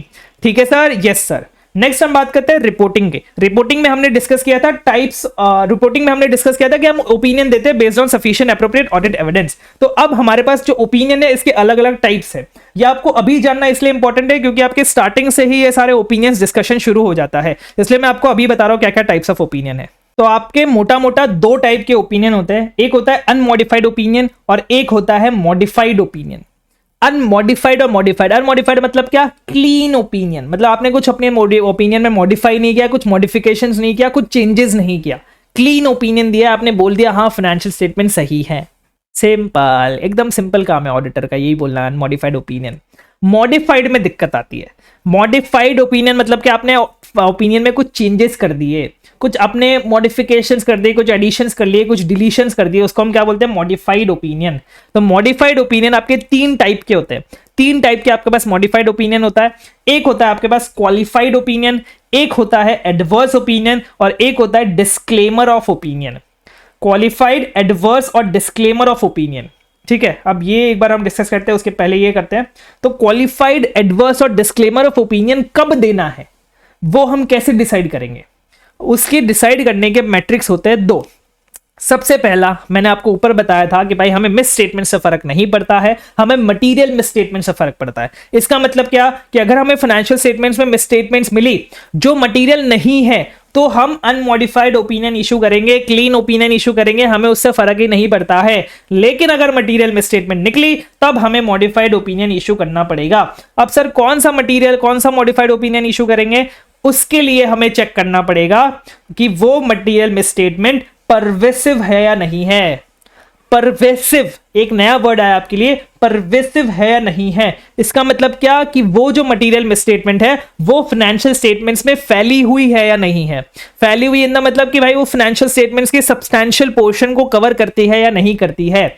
In the sense कि सपोज आपको है ना मटेरियल मिसस्टेटमेंट मिली इन्वेंट्री में जो 40% ऑफ टोटल एसेट्स है, फिर आपको एक और मिसस्टेटमेंट मिली, मटेरियल मिसस्टेटमेंट मिली डेटर्स में जो 30% ऑफ टोटल एसेट्स है। अब आप मुझे बताइए आपको जो मटेरियल मिसस्टेटमेंट मिली है वो 70% ऑफ द टोटल एसेट्स के लिए मिली है। इसका मतलब क्या वो सब्सटैंशियली आपके पूरे फाइनेंशियल स्टेटमेंट्स को कवर कर रहे हैं। इसका मतलब क्या वो परवेसिव मटेरियल मिसस्टेटमेंट है। इसी का दूसरा एग्जांपल दो, आपको जो मटेरियल मिसस्टेटमेंट मिली वो इन्वेंट्री में मिली, जो inventory 10% of the total assets है। तो क्या वो परवेसिव है? क्या वो सब्सटैंशियली कवर करती है पूरे फाइनेंशियल स्टेटमेंट्स को? नहीं सर, इसलिए वो परवेसिव नहीं है। तो इस बेसिस पे ये दो मैट्रिक्स पे सबसे पहला मटेरियल मिसस्टेटमेंट तो होनी ही चाहिए। अगर वो मटेरियल मिसस्टेटमेंट नहीं है तो हमें फर्क नहीं पड़ता, क्लीन रिपोर्ट देके जाने दो। लेकिन अगर वो मटेरियल मिसस्टेटमेंट है फिर हमें चेक करना पड़ेगा कि वो मटेरियल मिसस्टेटमेंट्स परवेसिव है या नहीं है। अगर वो परवेसिव नहीं है तब हमें क्वालिफाइड ओपिनियन इशू करना है। मटेरियल है लेकिन परवेसिव नहीं है तो हमें क्वालिफाइड ओपिनियन इशू करना है। सर ये दो वर्ड क्या है उसको जाने दो, अभी उससे फर्क नहीं पड़ता। हमें बस इतना देखना है अगर मटेरियल है और परवेसिव नहीं है तो हमें क्वालिफाइड ओपिनियन इशू करना है। अब एक और बात मैं आपको बताता हूं, अब अगर वो मटेरियल भी है और परवेसिव भी है, मतलब वो पूरे financial statement substantially of the whole of the financial statements को कवर करती है, तब हमें चेक करना है कि क्या हमें सफिशिएंट एप्रोप्रिएट ऑडिट एविडेंस मिला या नहीं मिला। क्या हमें सफिशिएंट एप्रोप्रिएट ऑडिट एविडेंस मिला या नहीं मिला? सर ये कैसी बातें कर रहे हैं आप? अगर मेरे को ये पता है कि भाई वो मिस स्टेटमेंट जो है वो मटेरियल है, दूसरा अगर मुझे ये पता है कि भाई वो मिस स्टेटमेंट्स जो है वो परवेसिव है, तो ऑब्वियसली मुझे सफिशिएंट एप्रोप्रिएट ऑडिट एविडेंस नहीं मिला। ऐसा जनरल हमारा परसेप्शन जाता है। लेकिन आप एक बात समझिए ना, मैंने तो आपको ये बोला सफिशिएंट एप्रोप्रिएट ऑडिट एविडेंस, ये थोड़ी बोला कि भाई पॉजिटिव ऑडिट एविडेंस कि हाँ भाई अच्छा ऑडिट एविडेंस। हमें ऐसा भी तो एविडेंस मिल सकता है कि भाई एंटिटी में सब कुछ खराब चल रहा है, इसका भी तो एविडेंस मिल सकता है ना। जैसा मैंने आपको बैंक कंफर्मेशन का एग्जांपल दिया कि भाई 1 करोड़ के उसने बैंक में बैंक बैलेंस दिखा रखा है, लेकिन भाई बैंक कंफर्मेशन सपोज 0 रुपए की आई, बोले भाई नेगेटिव है, बोला नेगेटिव है, तो ये भी तो मटेरियल, ये भी तो आपका सफिशिएंट एप्रोप्रिएट ऑडिट एविडेंस ही हुआ ना। तो सफिशिएंट एप्रोप्रिएट ऑडिट एविडेंस मिलने का मतलब ये नहीं है कि भाई एंटिटी को सबको ऑडिटर को सब कुछ सही मिल रहा है। सफिशिएंट एप्रोप्रिएट ऑडिट एविडेंस मिलने का मतलब ये है कि आप जो चीज चेक कर रहे हो उसमें आपको ऑडिट एविडेंस जो मिला है वो सफिशिएंट है और एप्रोप्रिएट है या नहीं है। अब वो ऑडिट एविडेंस जो फाइनेंशियल स्टेटमेंट्स में है उस हिसाब से भी हो सकता है या फिर फाइनेंशियल स्टेटमेंट्स के बिल्कुल ऑपोजिट भी हो सकता है। ठीक है, अब वो ऑडिट एविडेंस मिला या नहीं मिला उसके बेसिस पे हम ये देखते हैं कि हमें एडवर्स ओपिनियन देना है या फिर डिस्क्लेमर ऑफ ओपिनियन देना है।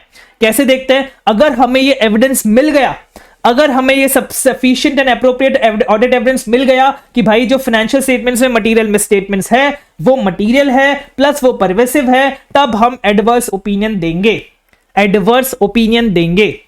एंड दूसरा, अगर हमें ये सफिशिएंट एप्रोप्रिएट ऑडिट एविडेंस नहीं मिल रहा है, अगर हम कहीं से भी मैनेजमेंट को बोल के भी मैनेजमेंट अगर हमें सफिशिएंट एप्रोप्रिएट ऑडिट एविडेंस लेने नहीं दे रहा है, तब और जो हमें ऐसा लगता है कि जो भी मिस स्टेटमेंट्स है फाइनेंशियल स्टेटमेंट्स में वो मटेरियल भी है और वो परवेसिव भी हो सकते हैं, क्योंकि अभी हमें एविडेंस से मिला है तो हम ऐसा नहीं बोल सकते भाई परवेसिव ही है। एविडेंस मिल गया होता तो हम ऐसा बोल सकते थे कि हाँ परवेसिव है, परवेसिव नहीं है, लेकिन हमें एविडेंस ही नहीं मिला है और हमें ऐसा लगता है कि भाई पॉसिबल इफेक्ट्स जो है मटेरियल मिस स्टेटमेंट्स के वो परवेसिव हैं, तब हम यहां पे देंगे डिस्क्लेमर ऑफ ओपिनियन। समझे? अब मैं आपको यहां पे सारी चीजें टेबल क्लियर करके बताता हूं। आपको सबसे पहले ये चेक करना है कि भाई मटेरियल है, मटेरियल तो होना ही चाहिए, मटेरियल नहीं है तो क्लीन रिपोर्ट, यहां पे इशू ही नहीं है उसका। मटेरियल है, परवेसिव नहीं है। अब इसमें दो ऑप्शन है, हमें सफिशिएंट एप्रोप्रिएट ऑडिट एविडेंस मिल गया कि वो परवेसिव नहीं है तो भी हम क्वालिफाइड ओपिनियन देंगे, सफिशिएंट एप्रोप्रिएट ऑडिट एविडेंस नहीं मिला कि वो परवेसिव नहीं है, फिर भी हम उसको क्वालिफाइड ओपिनियन ही देंगे। ठीक है, मतलब हमें ऐसा लग रहा है कि भाई उसका जो मिसस्टेटमेंट्स है ना, मटेरियल मिसस्टेटमेंट्स है, वो परवेसिव नहीं है, इसके जो इफेक्ट्स है वो परवेसिव नहीं है, ऐसा मतलब एविडेंस नहीं मिला, लेकिन हमें ऐसा लग रहा है, तो हम क्वालिफाइड ओपिनियन ही देंगे। और यहाँ पे अगर दोनों परवेसिव भी है और मटेरियल भी है और हमें एविडेंस मिल चुका है तो हम एडवर्स देंगे, अगर हमें एविडेंस नहीं मिला है तो हम डिस्क्लेमर ऑफ ओपिनियन देंगे। ठीक है, अब ये जो एविडेंस नहीं मिला ये हमें चेक करना पड़ेगा, क्या लिमिटेशन ऑन स्कोप की वजह से नहीं मिला। लिमिटेशन ऑन स्कोप का मतलब क्या होता है, आपने एंटिटी को पहले ही बोल दिया था ऑडिटर ने कि भाई आपके एंगेजमेंट लेटर में आपने एंटिटी को बोल दिया कि यार हमें ना ये एरिया चेक करना पड़ेगा, हमें डेटा को कंफर्मेशन भेजने पड़ेंगे। ठीक है, या फिर हमें किसी से इंक्वायरी करनी पड़ेगी, आपके आईटी पर्सनल से, हमें आईटी जो आपके बंदा आईटी में काम करता है, आईटी का जो आपका काम करता है, उस आईटी बंदे से हमें इंक्वायरी लेनी पड़ेगी, हमें उनसे एविडेंस लेना पड़ेगा। लेकिन मैनेजमेंट ने बाद में ऑडिट जब आपने शुरू कर दी उसके बाद मैनेजमेंट ने आपको मना कर दिया, उसने बोल दिया आप डेटा को कंफर्मेशन नहीं भेज सकते, उसने बोल दिया आप आईटी के बंदे से बात नहीं कर सकते। तो हमें ये देखना है, अगर ये स्कोप में, अगर ऐसा कोई स्कोप में हमारे मैनेजमेंट ने लिमिटेशन लगा दी है और वो जो लिमिटेशन है वो मटीरियल भी है और परवेसिव भी है, अगर मैनेजमेंट ने हमारे स्कोप पे लिमिटेशन लगा दी है और वो लिमिटेशन मटीरियल भी है और परवेसिव भी है, तब हमें डिस्क्लेमर ऑफ ओपिनियन तो देना ही है। डिस्क्लेमर ऑफ ओपिनियन तो देना है। डिस्क्लेमर ऑफ ओपिनियन का मतलब मैं आपको बता देता हूं। डिस्क्लेमर ऑफ ओपिनियन का मतलब ये होता है कि बेसिकली ये बोलना कि मैं कोई ओपिनियन नहीं दे सकता। डिस्क्लेमर ऑफ ओपिनियन देना मतलब ये होता है कि मैं कोई ओपिनियन नहीं दे सकता, इसको हम बोलते हैं डिस्क्लेमर ऑफ ओपिनियन। क्यों नहीं दे सकता? क्योंकि भाई फाइनेंशियल स्टेटमेंट्स में मटेरियल मिसस्टेटमेंट्स हो सकते हैं और वो मटेरियल मिसस्टेटमेंट्स परवेसिव भी हो सकते हैं, मतलब पूरी फाइनेंशियल स्टेटमेंट्स बेकार हो सकती है, लेकिन मेरे पास कोई एविडेंस नहीं है, इसलिए मैं कोई भी ओपिनियन नहीं दे सकता। ठीक है, अगर लिमिटेशन ऑन स्कोप है और इसकी वजह से अगर कोई मटेरियल एंड परवेसिव है वो लिमिटेशन एंड स्कोप जिसकी वजह से मुझे सफिशिएंट एप्रोप्रिएट ऑडिट एविडेंस नहीं मिल रहा है, तो मैं यहां पे डिस्क्लेमर ऑफ ओपिनियन दूंगा या फिर मैं विड्रॉ भी कर सकता हूं एंगेजमेंट से। सर ये विड्रॉ का मतलब क्या होता है? विड्रॉ मतलब रिजाइन करना, रेजिग्नेशन देना, जाओ मैं तुम्हारे यहां काम नहीं करता, तो इसको हम बोलते हैं विड्रॉवल फ्रॉम एंगेजमेंट, कि मैं विड्रॉ भी कर सकता हूं एंगेजमेंट से। सो आई होप आपको ये सारे क्या क्वालिफाइड, क्या एडवर्स, कब क्वालिफाइड, कब एडवर्स, कब डिस्क्लेमर, सारे हम एग्जांपल्स के साथ ऑब्वियसली ऐसे 705 में कवर करेंगे, लेकिन बीच बीच में बहुत सारे इसके रेफरेंसेस आएंगे, इसलिए मैंने आपको सोचा कि एक बार आपको क्लियर कर दूं। अब एक हो गया ये अपना ओपिनियन हो गया अनमॉडिफाइड और मॉडिफाइड। एक और होता है हमारे पास additional notes in audit report, additional paragraphs in audit report. हम कभी कभी ना अपने ऑडिट रिपोर्ट में एडिशनल पैराग्राफ्स भी इंक्लूड करते हैं। अब वो एडिशनल पैराग्राफ मोस्टली तीन एडिशनल पैराग्राफ्स हम इंक्लूड करते हैं, वैसे तो बहुत सारे कर सकते हैं, लेकिन एक 3 टाइप के हमने ऐसे 700 सीरीज में। सबसे पहला आपके पास की ऑडिट मैटर, जिसको हम प्यार से बोलेंगे कैम, की ऑडिट मैटर। दूसरा आपके पास एम्फेसिस ऑफ मैटर पैराग्राफ, जिसको हम बोलेंगे ईओम पैराग्राफ, ईओम वो वाला पैराग्राफ। एंड तीसरा हमारे पास अदर मैटर पैराग्राफ, जिसको हम बोलेंगे ओम पैराग्राफ। तो कैम की बात करते हैं सबसे पहले।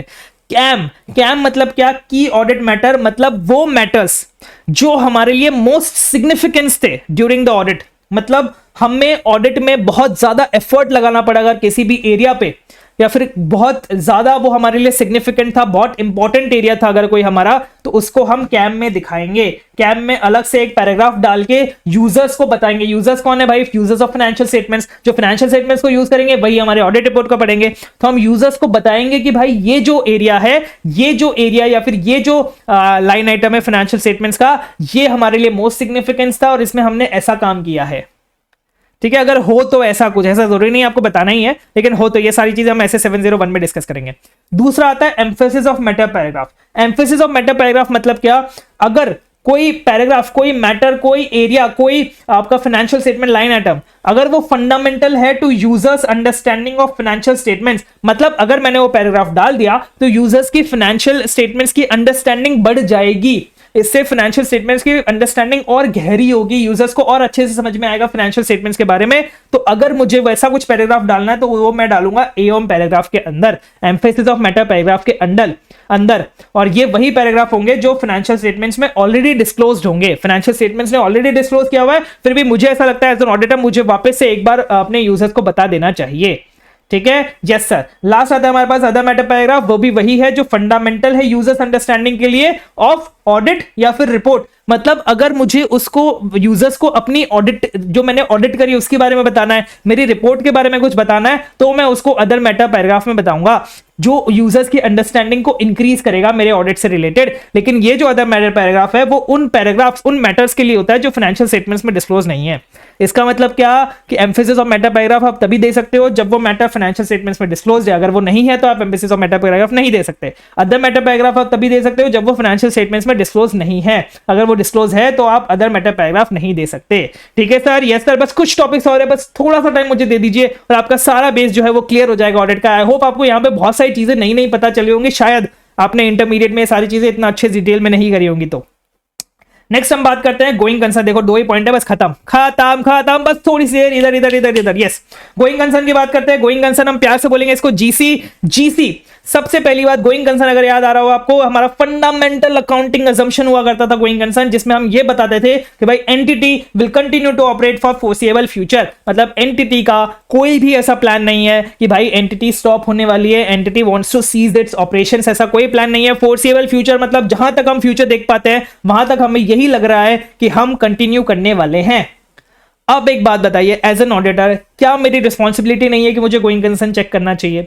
कि एंटिटी अगर बोल रही है कि भाई हम जो हमारी जो एंटिटी हमारा जो बिजनेस है वो हम कंटिन्यू करने वाले फोर्सिबल फ्यूचर के लिए, एंड उसी बेसिस पे हमने अपने फाइनेंशियल स्टेटमेंट्स बनाए, तो एज एन ऑडिटर मुझे ये चेक करना पड़ेगा कि क्या एंटिटी का गोइंग कंसर्न सही है या नहीं है। इन द सेंस कि क्या एंटिटी सच में गोइंग कंसर्न है या नहीं है, एंटिटी का क्या बाद में कोई ऐसा फ्यूचर इवेंट होने वाला है जिससे एंटिटी खत्म हो जाए, जिससे एंटिटी का बिजनेस बंद हो जाए। ये सब चीज मुझे एसेस करनी पड़ती है। तो ये जो असेसमेंट है ये मैनेजमेंट प्रिपेयर करती है। गोइंग कंसर्न असेसमेंट जो होता है वो मैनेजमेंट पहले खुद करती है, फिर हम उसको चेक करते हैं, फिर हम उसको रिव्यू करते हैं, उसको हम चेक करते हैं एज एन ऑडिटर कि ये जो गोइंग कंसर्न का असेसमेंट है वो सही है या नहीं है, मैनेजमेंट ने सही किया है या नहीं किया है। ये हम सारा ऐसे 570 में डिस्कस करने वाले हैं।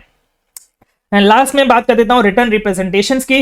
रिटर्न रिप्रेजेंटेशन मतलब क्या होता है? Return acknowledgement from management. इसमें हम मैनेजमेंट से रिटर्न लिख के ले लेते हैं कि भाई आप मतलब जो भी चीज हमको लिख के लेनी है, जैसे एग्जांपल के बाद में बताऊं तो हमने जो भी मैनेजमेंट की रिस्पॉन्सिबिलिटी है उसके बारे में हम मैनेजमेंट से खुद ही लिखवा के ले लेते हैं कि भाई हमने जो मैनेजमेंट के पॉइंट ऑफ व्यू से बोल रहा हूं कि मैंने जो आपको रिस्पॉन्सिबिलिटी बोली थी कि भाई ये टर्म्स ऑफ जो हम ऐसे 210 में डिस्कस करेंगे वहां पे सारी रिस्पॉन्सिबिलिटीज लिखी होती है मैनेजमेंट की। तो मैंने जो आपको बोला था कि मैं अपनी रिस्पॉन्सिबिलिटीज फुलफिल करूंगी वो रिस्पॉन्सिबिलिटी मैंने फुलफिल की है, ऐसा मैं आपको लिख के दे रही हूं। इसको हम बोलते हैं रिटर्न रिप्रेजेंटेशन। ये मैंने आपको एग्जांपल दिया मैनेजमेंट की रिस्पॉन्सिबिलिटी का। आप किसी भी चीज के लिए, जो भी चीज के लिए आपको रिटर्न रिप्रेजेंटेशन चाहिए, आप उस चीज के लिए रिटर्न रिप्रेजेंटेशन मैनेजमेंट के लिए ले सकते हैं और मैनेजमेंट आपको लिख के दे देगी। ये हम अच्छे से डिटेल में डिस्कस करने वाले हैं ऐसे 580 में।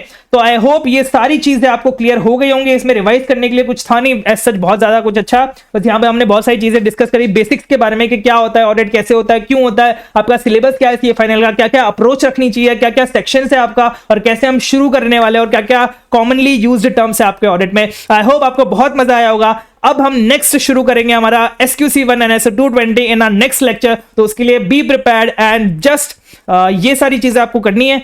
बस इस बार ऑडिट में एग्जाम्शन पार बस दुआ में याद रखना। Thank you, bye bye.